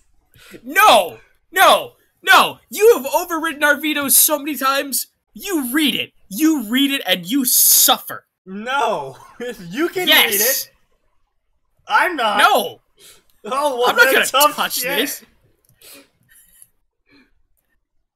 The power of Christ and bad fanfiction compels you to read. How about I just pick one of these stories then?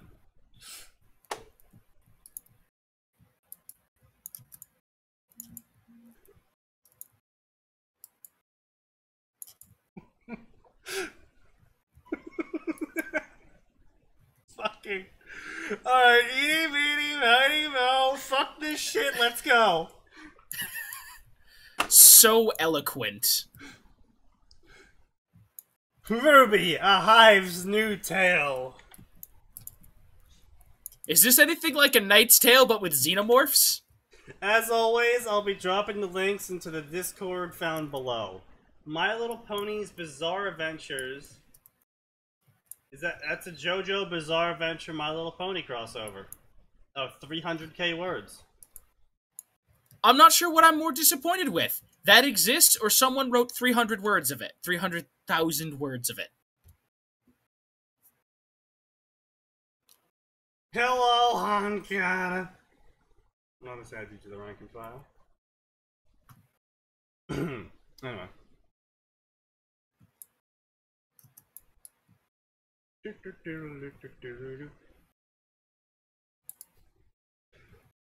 This tells a tale of a newly born xenomorph sending the whole hive into Ruby universe, killing the hive, but sole survivors, chest person, and this new enemy of the created in the future. Will the xenomorph trust and hope find new creatures in this world, or will it find hate? An old enemy target last survivor? No! It's a xenomorph. It will try to eat people. Because it's a xenomorph. Don't get rid of the romance! Which, by the way, that is the most confusing aspect of the Alien v Predator section. Is for some reason, romance with xenomorphs is the largest gay slash with the xenomorphs is the largest section of AVP. I wish I was kidding. I don't know why. What? I don't know why people go and look at the Aliens movies and go, I want to fuck that. But gay. I don't know.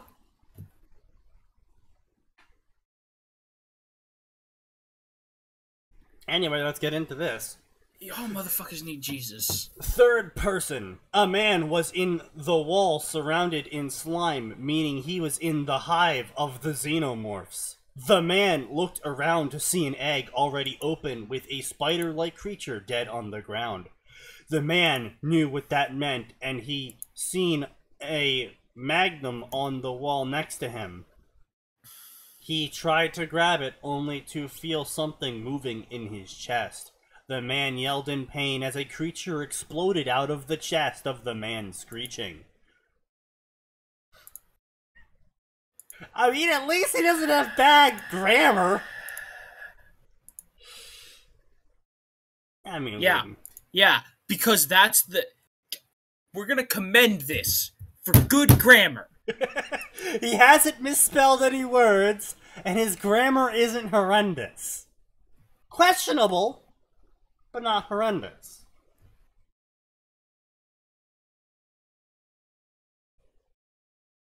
I hope that's a neutered link there, Evil Within. It should be. No, I mean, I'm just saying.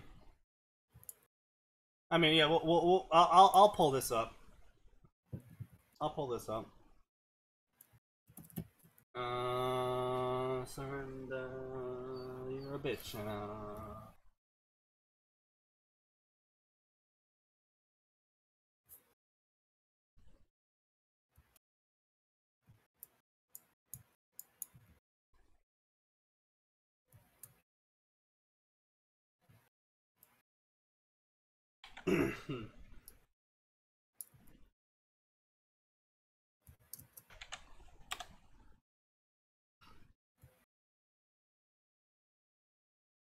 Yeah, I'll pull that up. We'll look at it after we finish this little train wreck of a chapter. So why not? Chestburster point of view. I slithered to the main nesting ground and seen my mother. She had a huge head crest with 4 arms with a light tan egg sac. I shrieked, "What shall I do, mother?" The Queen Mother let out a roar. "Go find a machine that gets us more hosts." Fucking what? I let out I'm a sorry, shriek. but it's saying Queen Mother, all I can think of, and this is a complete disrespect to the character, but all I can think of is Queen Mother Tenel Ka.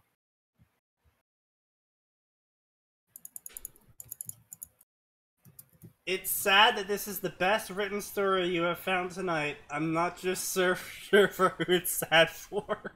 Yeah. I soon slithered into the human's cock pit. What? Of You son of a bitch. of the ship and looked at the control panel to see a button. I used my second mouth in my mouth to press it, making some sort of wormhole and sucking the whole ship into it. Okay, I'm pretty sure xenomorphs don't understand how to operate a spaceship. Because if they did, we would all die. Xenomorphs are fairly intelligent and they can learn, but okay. No, I'm don't worry, I'm phrasing here. But it's not like they might even be human level intelligence, but they're not, you know, it's sort of like saying octopi are human level intelligent and dolphins are human level intelligent. It's like, yes. Well, I mean, octopi are freaky smart. Yeah, that's what I'm saying. Like, yes, they are as smart as us, but their intelligence was gained through other methods than ours was. So they don't think about things the same way. Yeah, our intelligence was focused in different areas. Like octopi can figure out how to open their tank. Yeah. That's something that happens. Dolphins can figure out rudimentarily speaking, ways to communicate with humans. Yeah, it is... Listen, see, our intelligence was born from hunting and patience and tool making. Theirs is problem solving. So, you know, it's like a different line of thought that we can't actually comprehend. Yeah, and it's the same way for the xenomorph. They're as smart as humans, but they think in a different track, so they won't. Well, you say, and they're going to think completely differently. Like, relatively speaking, humans, dolphins, octopi, we're all problem solvers. But a xenomorph isn't, strictly speaking, it's not going to be a problem solver because it's a predator animal. A dolphin isn't a predator animal. An octopus. Dolphins are predators. You know what I mean, Sneaky. No, I understand what you mean, but... There are much bigger fish in both a literal and metaphorical sense out there than a dolphin. Yes. A xenomorph is kind of top of the chain, if not the top, yeah, darn near the top of the chain. Ah, interesting. See, Evil Within, you got my hopes up. You got my hopes up that we had more people on our YouTube. You've wounded me. You've done more damage to me than the previous fanfictions we have read today. I woke up dizzy and sick to my head. I felt hurt and tried to sense for the queen. I couldn't find her. I slithered over to the nest to see all the eggs and the warriors that was guarding her had disappeared. All that's left is an egg sac discarded. I let out a small roar. Mothers, sisters! I soon see a shadow and hid. I seen a human with blonde hair with glasses with a device on her arms. No one seems to be here, the human said as the human left. I looked to see if it was clear, only to be grabbed by something. I looked to see a human in white with a band-aid on his head. Hey Glinda, you might want to see this, the human yelled. I was soon put in a clear tub with no exit. I slithered around looking for an exit, only for me to be thrown off balance when the man from earlier that grabbed me picked up the tub and went into some sort of building. I soon seen people looking at the human and me. 4 female humans soon ran over to me and started to look at me. Oh, fucking Christ. Please stop talking like this. Why do you have so many alt accounts? Never mind. I have a lot of alt accounts, but I don't use them. Who has a bunch of alt accounts? Evil Within. Well, he needs one for his porn. He needs one for his really creepy porn. And then he needs one for all the normal stuff. It's my fanfic, so I hope to God there's no porn in it. Yeah, wouldn't that be a surprise? You're finding porn in your fanfic. That thing looks so cute. A girl with pink hair said. Nora, that thing looks like a snake. A blonde hair said. Man lifted the tub up and walked by the female humans. Placed down in front of a human with gray hair. Ozpin, what is it? And it's not a Grim. I hiss at him. Where'd you find it? In the crash site. The thing got a little bigger. Whatever it is, it's growing somewhere fast. Place on a device, a mark on my head, which... What the fuck? Who cares? I was soon placed on a device and placed still, so I got a mark on the head which shone a rose. Why the fuck did they just brand the xenomorph with Ruby Rose's symbol? And where does Ripley come into this? That's a different story. Oh, okay. Good. Why would you get... Still. What are you doing that would require you to have backup in case of ban accounts? Yeah. 2 days later, I was a drone xenomorph, buying... What?! Oh, okay, it's saying it was a drone. I thought it would...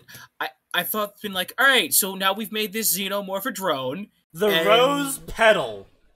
As in... A car pedal, not a rose petal.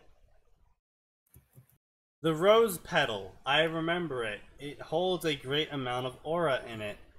It looks like it isn't a Grim, but a new life form. Send in a Borbatusk. What the fuck is... Why is Ozpin going full gladiator? No, yeah, boy. I use my tail to stab the creature in the head, send in the Beowulf. I grab its head and rip it off. This monster is a true hunter. What can it do to the Atlas bot? It killed the Atlas bot. This thing is a killing machine. My tail is chained up again. These humans can be a host for the future hive. I'll spare them. I don't have words for this. I don't. I'm just gonna pretend that I've heard none of this. Alright, so, according to Evil Within, this is a Naruto story. Do not judge him. Oh no, we're judging you. You've given this to us. You're going to get judged. A young male is in the village hidden in the mist. The entire village, it's constantly covered in mist, which is where the name comes from. I think you're just supposed to, I think you accidentally made it it's supposed to be just is. The entire village is covered in mist. It's covered in mist. Is there an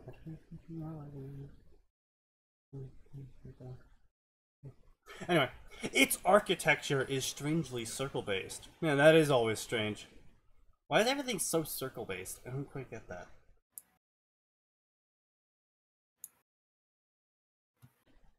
With everything from the Kage office to dessert shops, the entire village is covered in plateaus where the wealthy have built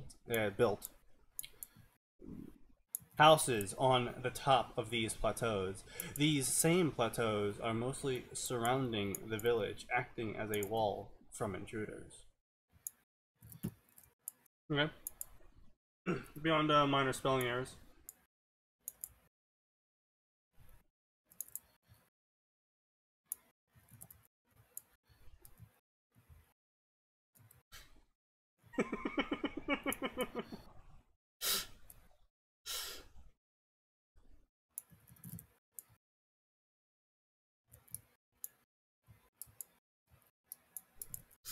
The young male is walking through the streets of the Mist Village, taking a back alley as a shortcut.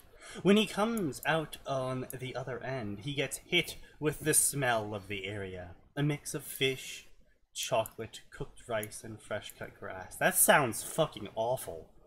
Yeah, I was gonna say, all of those smells individually, decent enough smells, except maybe fish. Yeah. But together, that just sounds awful. This young man was Honkata, the protagonist of this story. I would remove that little bit, unless you're going to be cheeky throughout the story. If you're going to be cheeky throughout the story, then it's fine. I would still say remove it, yeah, I used to live in New York for, like, a little bit. Don't tell them things like that. They're using that information so they can hunt you down and kill you. They're welcome to get in line. What part of New York? I've been to both New York City, Upper New York, you know.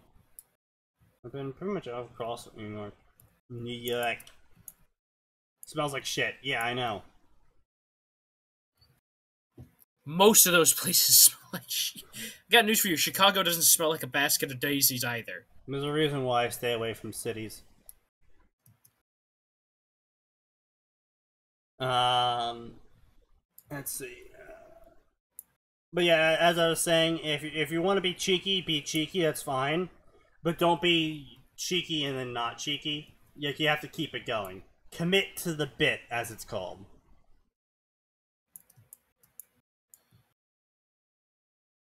I was never mugged. Honestly, I was never mugged. I've never been mugged in my job. I've never been mugged. Yeah, I was gonna say all my time in Chicago, and that's something I've managed to avoid. I mean, I've had guns pointed at me. I've been threatened. I've never actually been mugged. Which is actually fairly amusing now that I think about it. Anyway. He had white spiky hair that only went down to his ears and eyebrows. His eyes were a brilliant emerald, which captivated anyone who saw it. He had his Kaigua markings, which gave him dark red under eyes, and 2 red dots on his forehead. I thought that was from the illness. Did we ever get a consensus on that? Where's Max?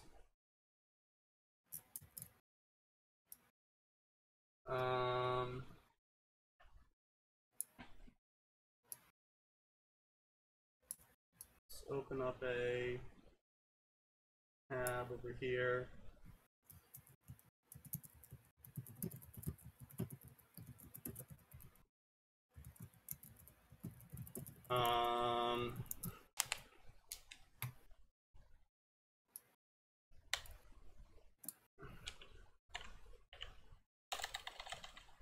Kimmy Morrow, I think it was. I don't know, man. It was close enough. If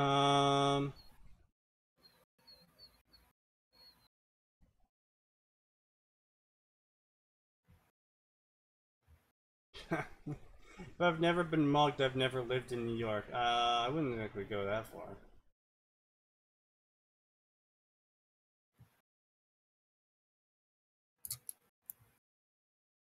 Okay.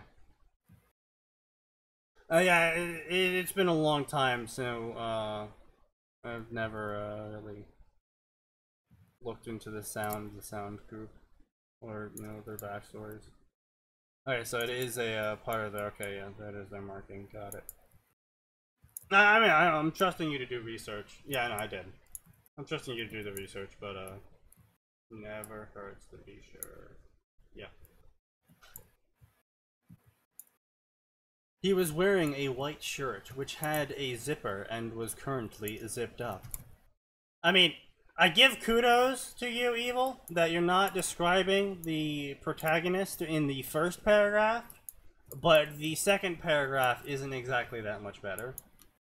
You haven't been here before, so typically what the two of us recommend, being the dumbasses that we are, we try to tell writers how to write.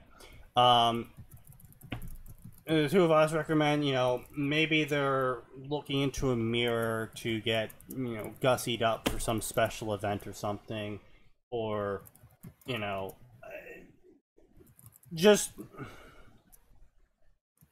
maybe, they're walking through the street and someone, says some slur towards him for being part of the Kaigua clan. Don't just flat out, hey, this is the first/second paragraph, this is what the character looks like. It's...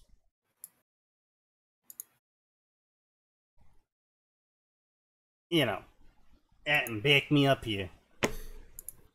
I mean, there's nothing for me to say. I agree with pretty much everything you're saying, man. Yeah, the mirror thing does... I'm not saying use a mirror and just be like, oh, you looked at it. I'm saying for like a special occasion, like you would look in a mirror if you're like going to a fancy restaurant or a funeral or something, and you're checking in yourself in the mirror, be like, all right, yeah, is my hair fine? Okay, is my tie straight? Is my shirt wrinkle free? Like that's like one of the few times did I you miss would be a looking button in a mirror. Like there are appropriate times to use a mirror. The times that we find it annoying, and I'm gonna go back to the young adult rant here, but in every goddamn young adult book, the person who is completely average in every way, but still very beautiful, is looking in the mirror because they're going to class. Like, or they're going to sit. It's like, oh, I was getting ready for the day, looking in the mirror like I always do, and I once again looked at my bright electric blue hair, which was perfectly normal, but still managed to stand out in the crowd. Yeah, no, that crap. And so, like I said, I'm not gonna take too much gumption with this. But it is a personal. Yes, you could have had someone else describe him. Other shit like, the wind blew through the alleyway, which made him clutch his, zipped jacket closer. Yeah. And ruffled his blonde hair, something, there's other ways to introduce what the character looks like that also builds the scene at the same time, rather than just taking it and going, "Hey guys, this is the character, he looks like this." Which, don't get me wrong, I understand a lot of people, don't exactly look at it like that until they become a lot more experienced, which is fine. But, it's... No, it's not fine. I demand perfection on the first try! Indeed. But, live and learn, I suppose it is the best way to put it.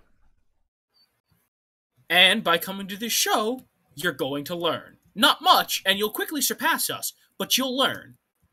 This is the first piece of writing I've ever, and I'm open to changing shit. I've redone entire chapters because of one thing that didn't make sense. Good! That alone is a good thing. There's an adage that everything you write must serve two functions. Yeah. Yeah, no. Like I said, it's not everyone enters going, okay, well, how do I do this? And that's fine. You live and learn, look at what other people do. Which is one of the reasons why we started this podcast in the first place, is I saw the bar was very low for fan fiction, which is, again, fine. It's understandable, being that it's fan fiction written by people who are not acclaimed authors, who, are just getting into writing, or just doing it as a side hobby. But still, the bar is very low, and people read fan fiction and then go, I want to write a fan fiction, but they never really learned how to write, because all they really read was fan fiction. And so it's like, it's sort of like an accent, I guess you could say, in that people are mispronouncing words, and then because the kids grew up with the people around them mispronouncing the words that way, they mispronounce those words that way. But yeah. Yeah, people that don't accept criticism are the worst, yeah. No, it's why I heartily encourage everyone to insult us at every opportunity, because, we really deserve it. Be like Xerxes. When we're off, it's like, you know what? You guys are getting too off subject.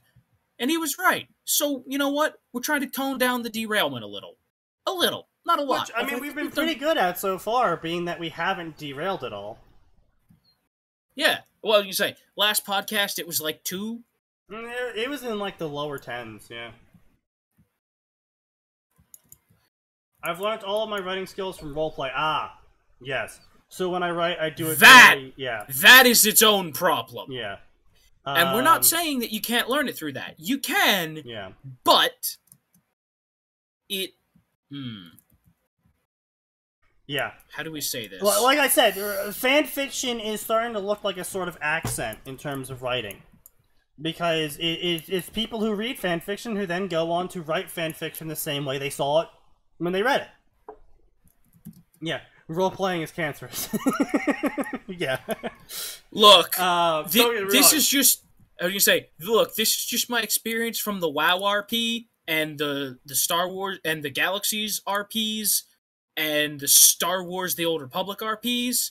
It's cancer. The least cancerous ones were Galaxies.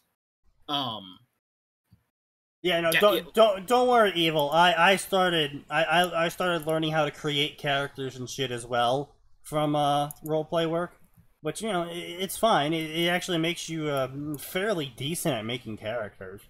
But then the problem is putting them in the world. The problem is setting up the world. The problem is everything else that comes past making the character. Yeah. But it's definitely a better base than what most people start with.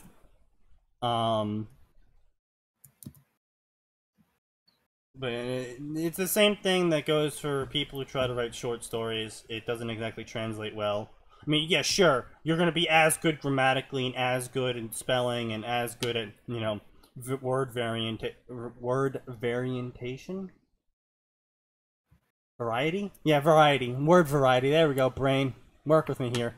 Word variety, but it's a different way of setting up plot. It's a different way of setting up characters. It's a different way of setting up everything, so... Yeah.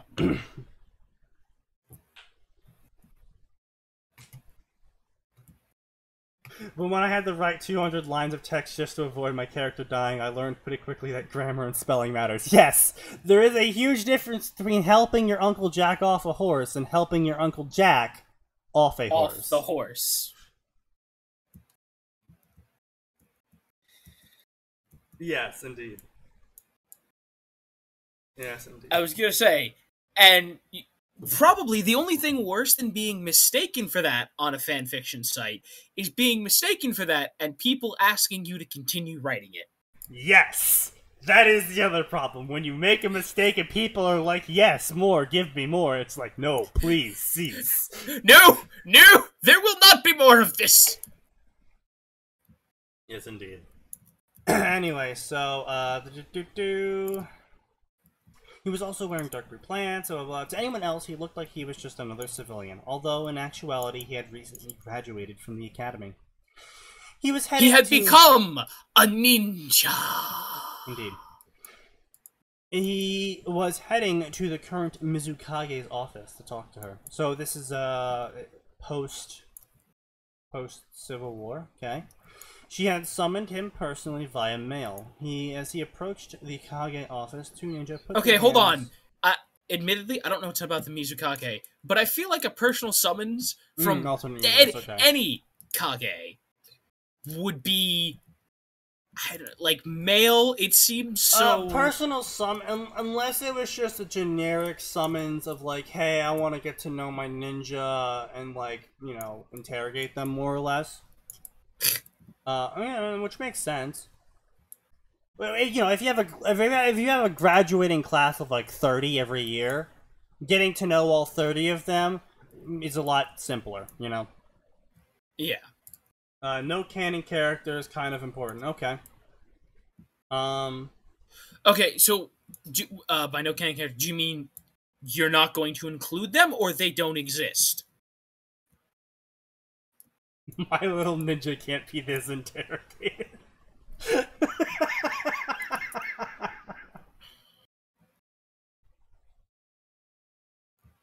Okay. Well,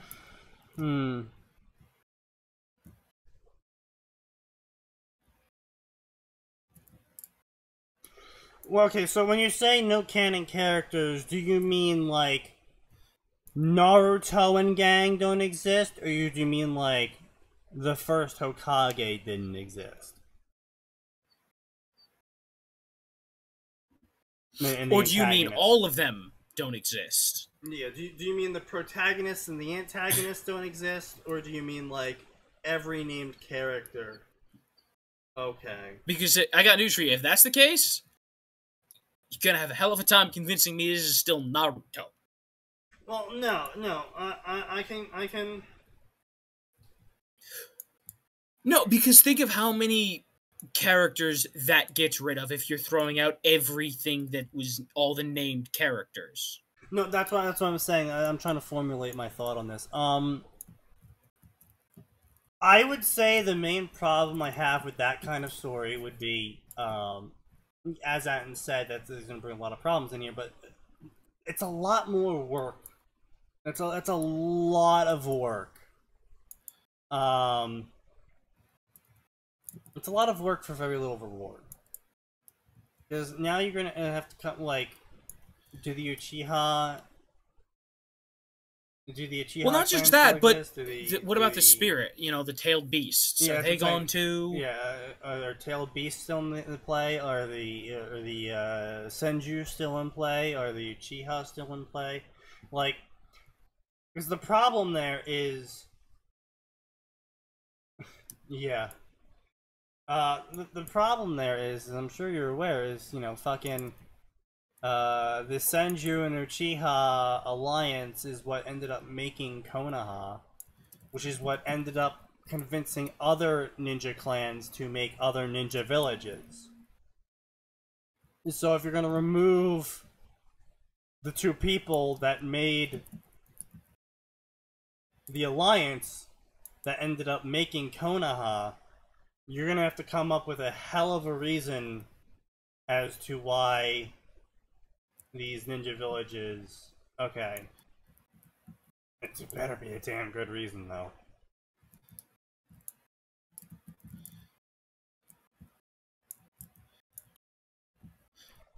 Like, I'm not trying to discourage you from doing it. I'm not trying to disparage you for doing it. But it's just... We're trying to present you with the logical problems of your premise. Yeah. The main thing is that when you're writing a fan fiction, I've talked about this before you came in, and I talked about this quite often. The main thing when you're writing a fan fiction is that you have three things you want to hit for people to read it. You have the characters of the fandom you're writing for. You have the setting of the fandom you're writing for, and you have the plot.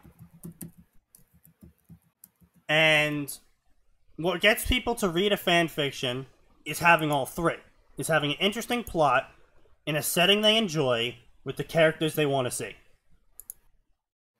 You don't have any of those characters, so that's gone. The setting's still there, so you have that going for you. But it's been heavily altered by the lack of those characters even existing. It's not that they're not being written, it's just they don't flat out exist. And then you have the plot, which I don't know the plot yet, since you didn't have a summary up, which is fine, because, you know, this is just a Google Doc that you're writing.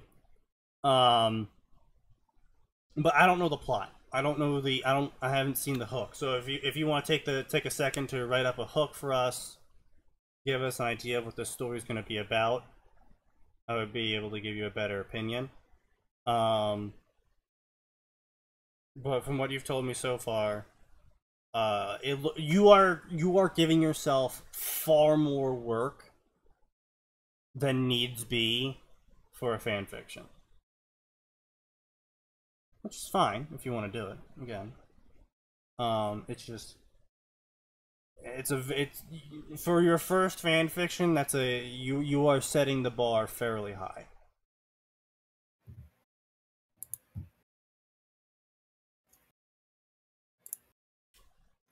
Anything to add, Atin? No, I mean, it pretty much the same thing. Mm-hmm.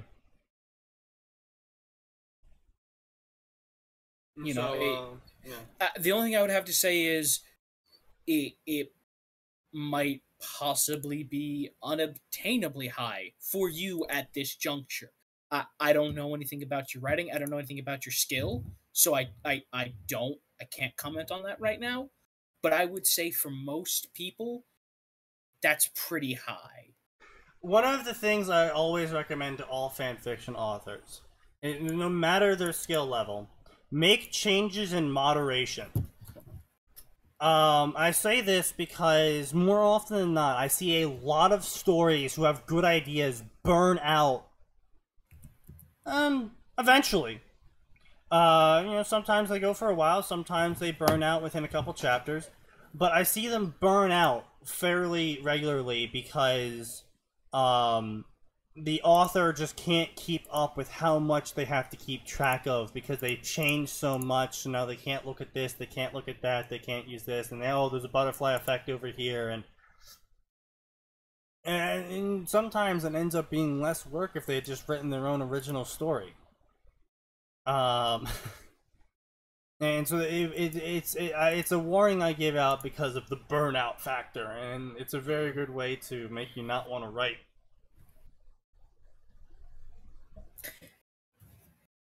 I was going to say, one of the most important pieces of writing advice that can ever be given to anyone, fanfiction or otherwise, is, excuse me, do not be afraid to throw something away if you no longer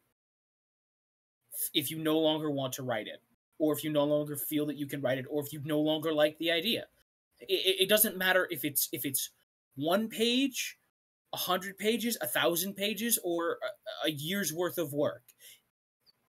Don't be afraid to throw it out. Now, that being said, you have to temper that by not just getting rid of stuff, but you do have to realize there's a point where, you know what, I don't like this anymore.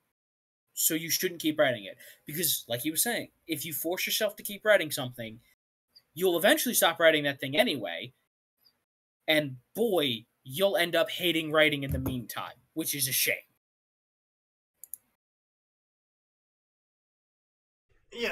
No, like I said, there is a line.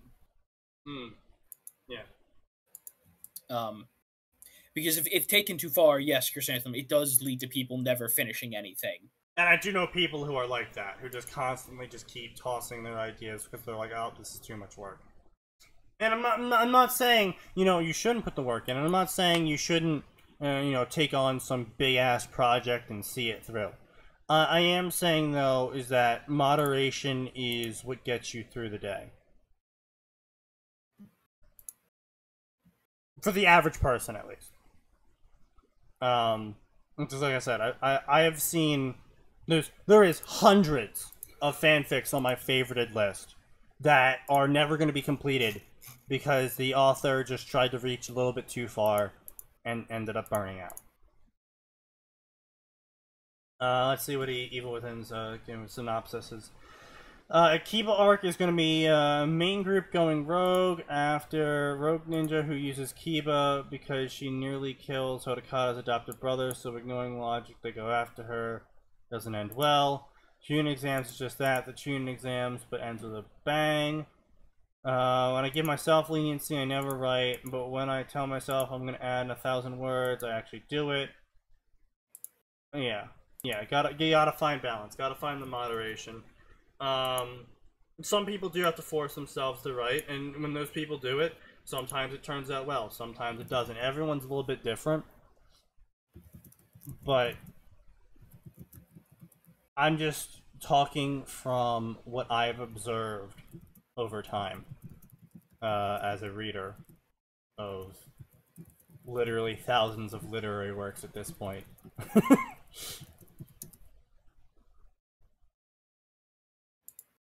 Yeah, exactly. Yeah, no, I mean, I've seen people whose first works ended up being several 100,000 words long, and they were completing it. They completed it, and it's just like, well, fuck, okay, good for you. But I mean, for those people, great, good for you. Yeah, no, I get that, Evil. That's good. That's good. But it's sometimes it becomes too much. Sometimes if you don't keep to that schedule, something happens in your life, and you're just like, can't keep doing it. I mean, it's what happened with me with the Dark Souls. Every single time I've tried to actually sit down and get around to doing it, something would pop up, and then I'd get distracted for months from doing it again. So, hopefully I'll be able to put out a new chapter soon. But anyway, let's keep going a bit with this. Let's see how far we can go, and then call it a day.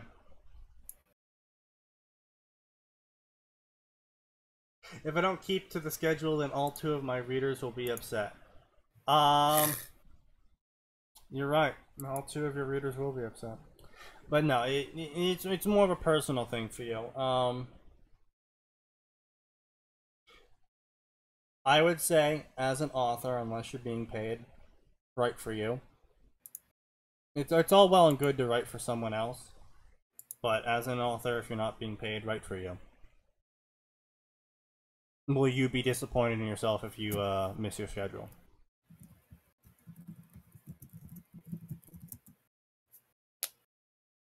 Yeah.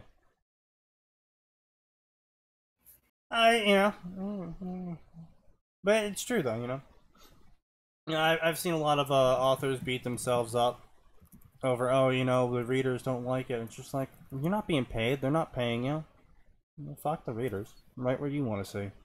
If you're not enjoying it, stop. You have. Yeah. No. Exactly. Exactly.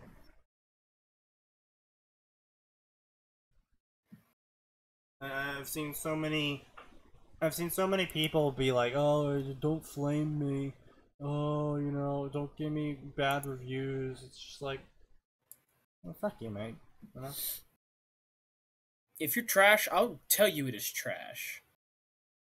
Anyway, hey Honkata, what do you want? I would say a comma after Honkata, right there. Yeah. Yeah, hey Honkata, what do you want? It could be either way, I guess, because, you know, dialogue. Yeah, flames are fuel indeed.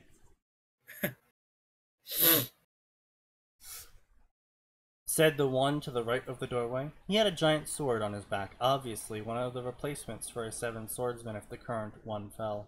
Or at least that's what would happen if the mist was still in control of the 7 legendary swords. You need to capitalize mist, because it is a proper noun in this case. Also, try not to start sentences with and or. I mean, I know you can. It's not I know it's you not can. a bad thing, but it's something that you should avoid whenever possible, because it's just not that good. Yeah, unless you have to have the sentence worded like that, but you don't need the or there.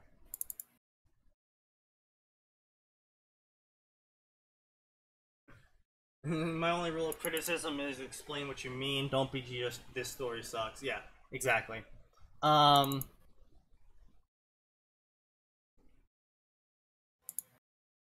If the way I see it, when it comes to genuine flames, like the people that just go ranting mad, not just leaving a single review of, oh, this is bad. The way I see it with genuine flames is that there was clearly something in there that got them that angry. So, even if you ignore the entirety of their flame, at least look into what they were complaining about.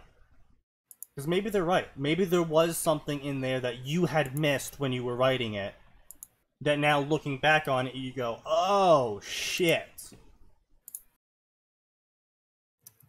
You wrote it 3 years ago when you were 13. Pretty good. For a 13-year-old, it's actually fairly good.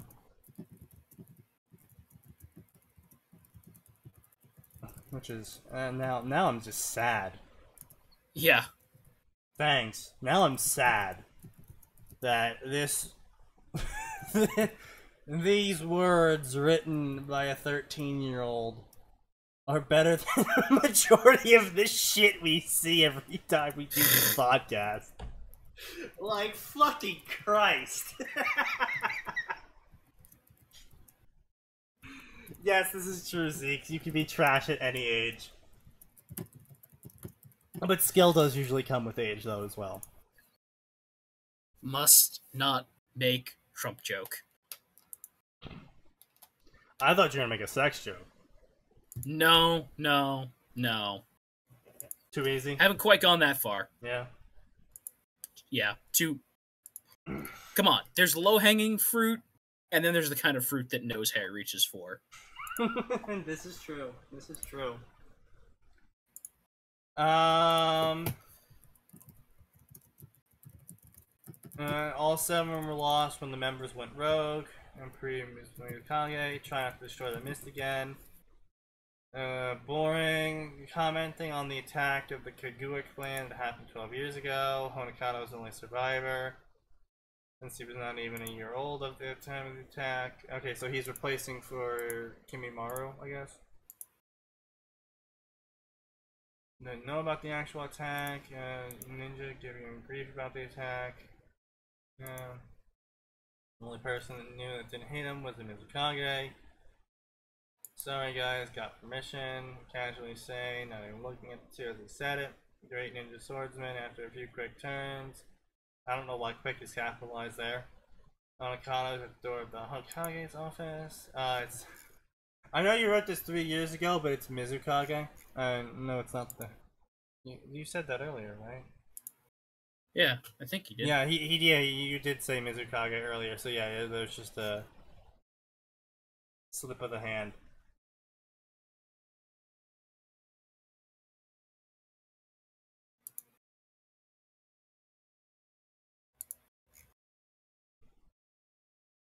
I mean, technically, it's a slip of the tongue, but... Oh, no, it's a slip of the hand, because... oh, yeah. Yeah. He's writing it.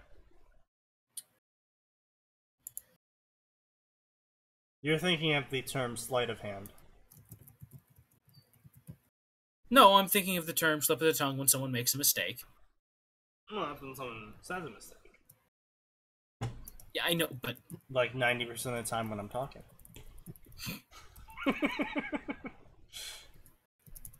Oh... After blah, blah, without knocking, he would enter the room with a letter in hand. Got your letter, what's up, Misty? That was his nickname for her. Short girl, Kage, because of her mother. Hundreds, Kagua, platinum blonde hair, golden eyes, Kage cloak. Han, come right in. Not look like I could have important people. Stern look, it's about your team. I think I finally found one you won't hate. There's even a cutie there. That's a little creepy, yo. She would wink at Hankana, liking to embarrass him. Oh, whoa. I told you it was creepy. I read ahead a little.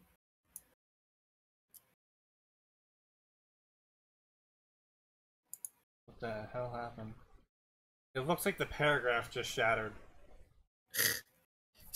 He's actively going back and editing it as we speak. Oh, as always, I don't know if you know this rule yet or not.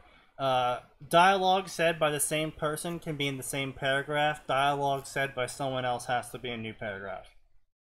So you can have someone talking, actions occur, and then they continue talking all in the same paragraph. That's fine.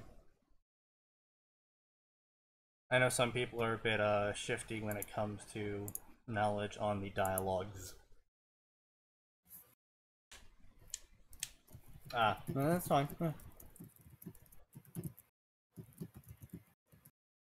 I think you accidentally deleted something though. Seems to be some stuff missing there. Honkara would say, trying to hide the fact. Wait, what? Oh, come on! You know the. Okay. Gotta connect the dialogue too. Okay. Honkara would say, trying to hide the fact that he was a little nervous. An attractive girl might be in his team. Him and the Kage joked about these things. Mostly didn't care. The flirting. 16. Stopped in doorway. Where? Some train area 7. Reserved it for you. Cracked her fingers. That was her tell. Whenever she cracked her fingers, it was a lie. I never told her this. Not wanting her to know her own tell. It's in an hour, so you better hurry. 7 was unlucky 7, as it was called by anyone who trained there.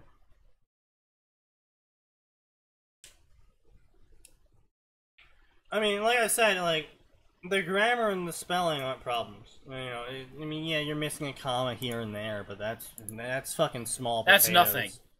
Comparatively.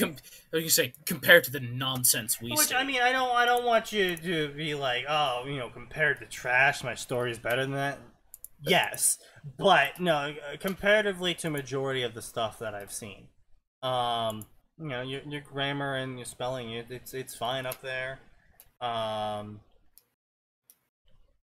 As far as sentence structure and word flow goes, I haven't seen any jarring breaks or anything, so that's still fine. The info dumpy side probably comes from your time writing for roleplay, which, I mean, it makes sense. You gotta work on that a little bit.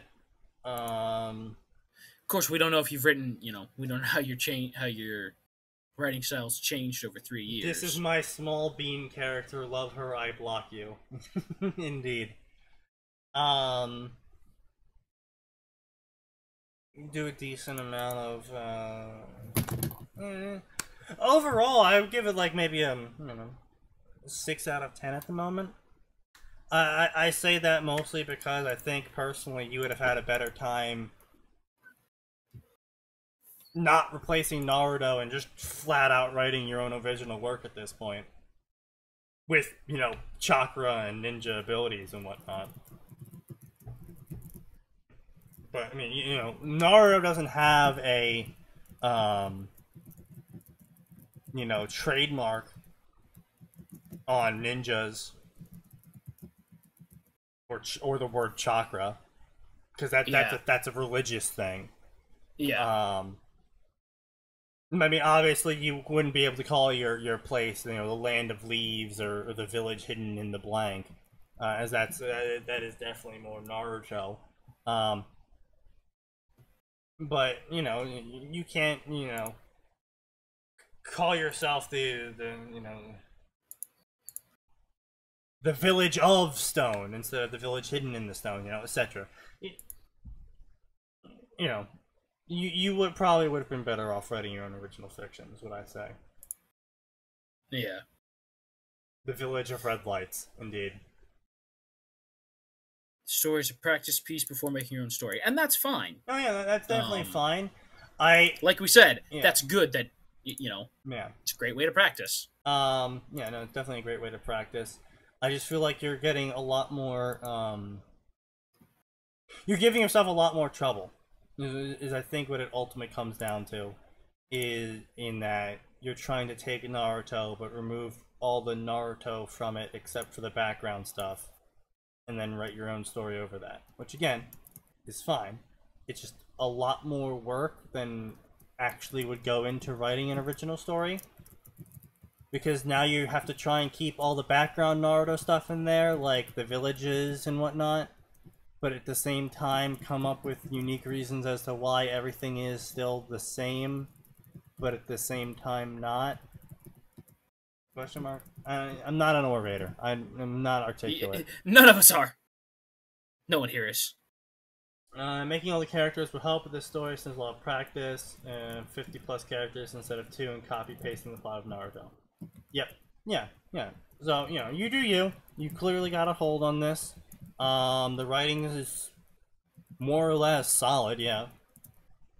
RPing Naruto for 5-ish years would definitely give you some experience when it comes to writing Naruto. This is true.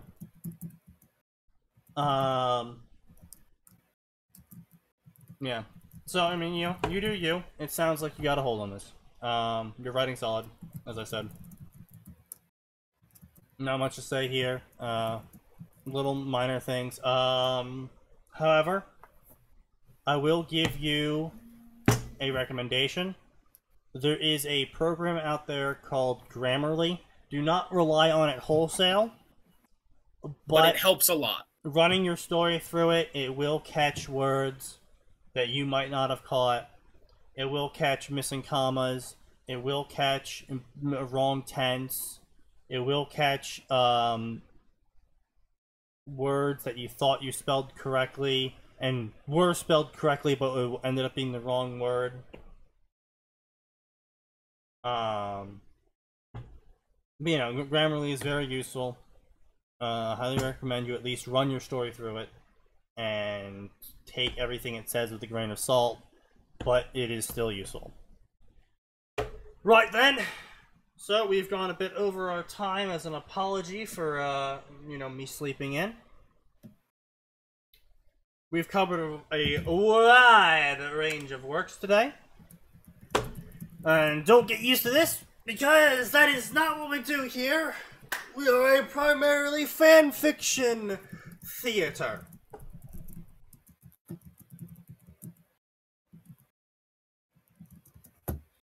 Yes, yeah, as Chrysanthemum said. Good night, everyone. Thank you for joining us today and staying that extra time. If you want to, say, for example, see us do other things, like more of this, or occasionally play a video game, you can subscribe to this channel or check out our YouTube channel, which is where we archive all of these podcasts. All of the links are down below. Yeah, everything is down below in the panels or in the description bar, both linking in both directions. The Discord channel is where we will hang out and answer questions, shitpost with you, debate, etc., talk about whatevs. If you want to join that, it's also in the description and or panels down below. If you want to catch us live, you can do that at 7 p.m. to 9 p.m. Eastern Standard Time, also known as GMT-6, on Tuesdays and Fridays. Am I missing anything else? No, I think we about nailed it all. Well then, folks, I will see you next time. Remember, there's always more, and it always gets worse.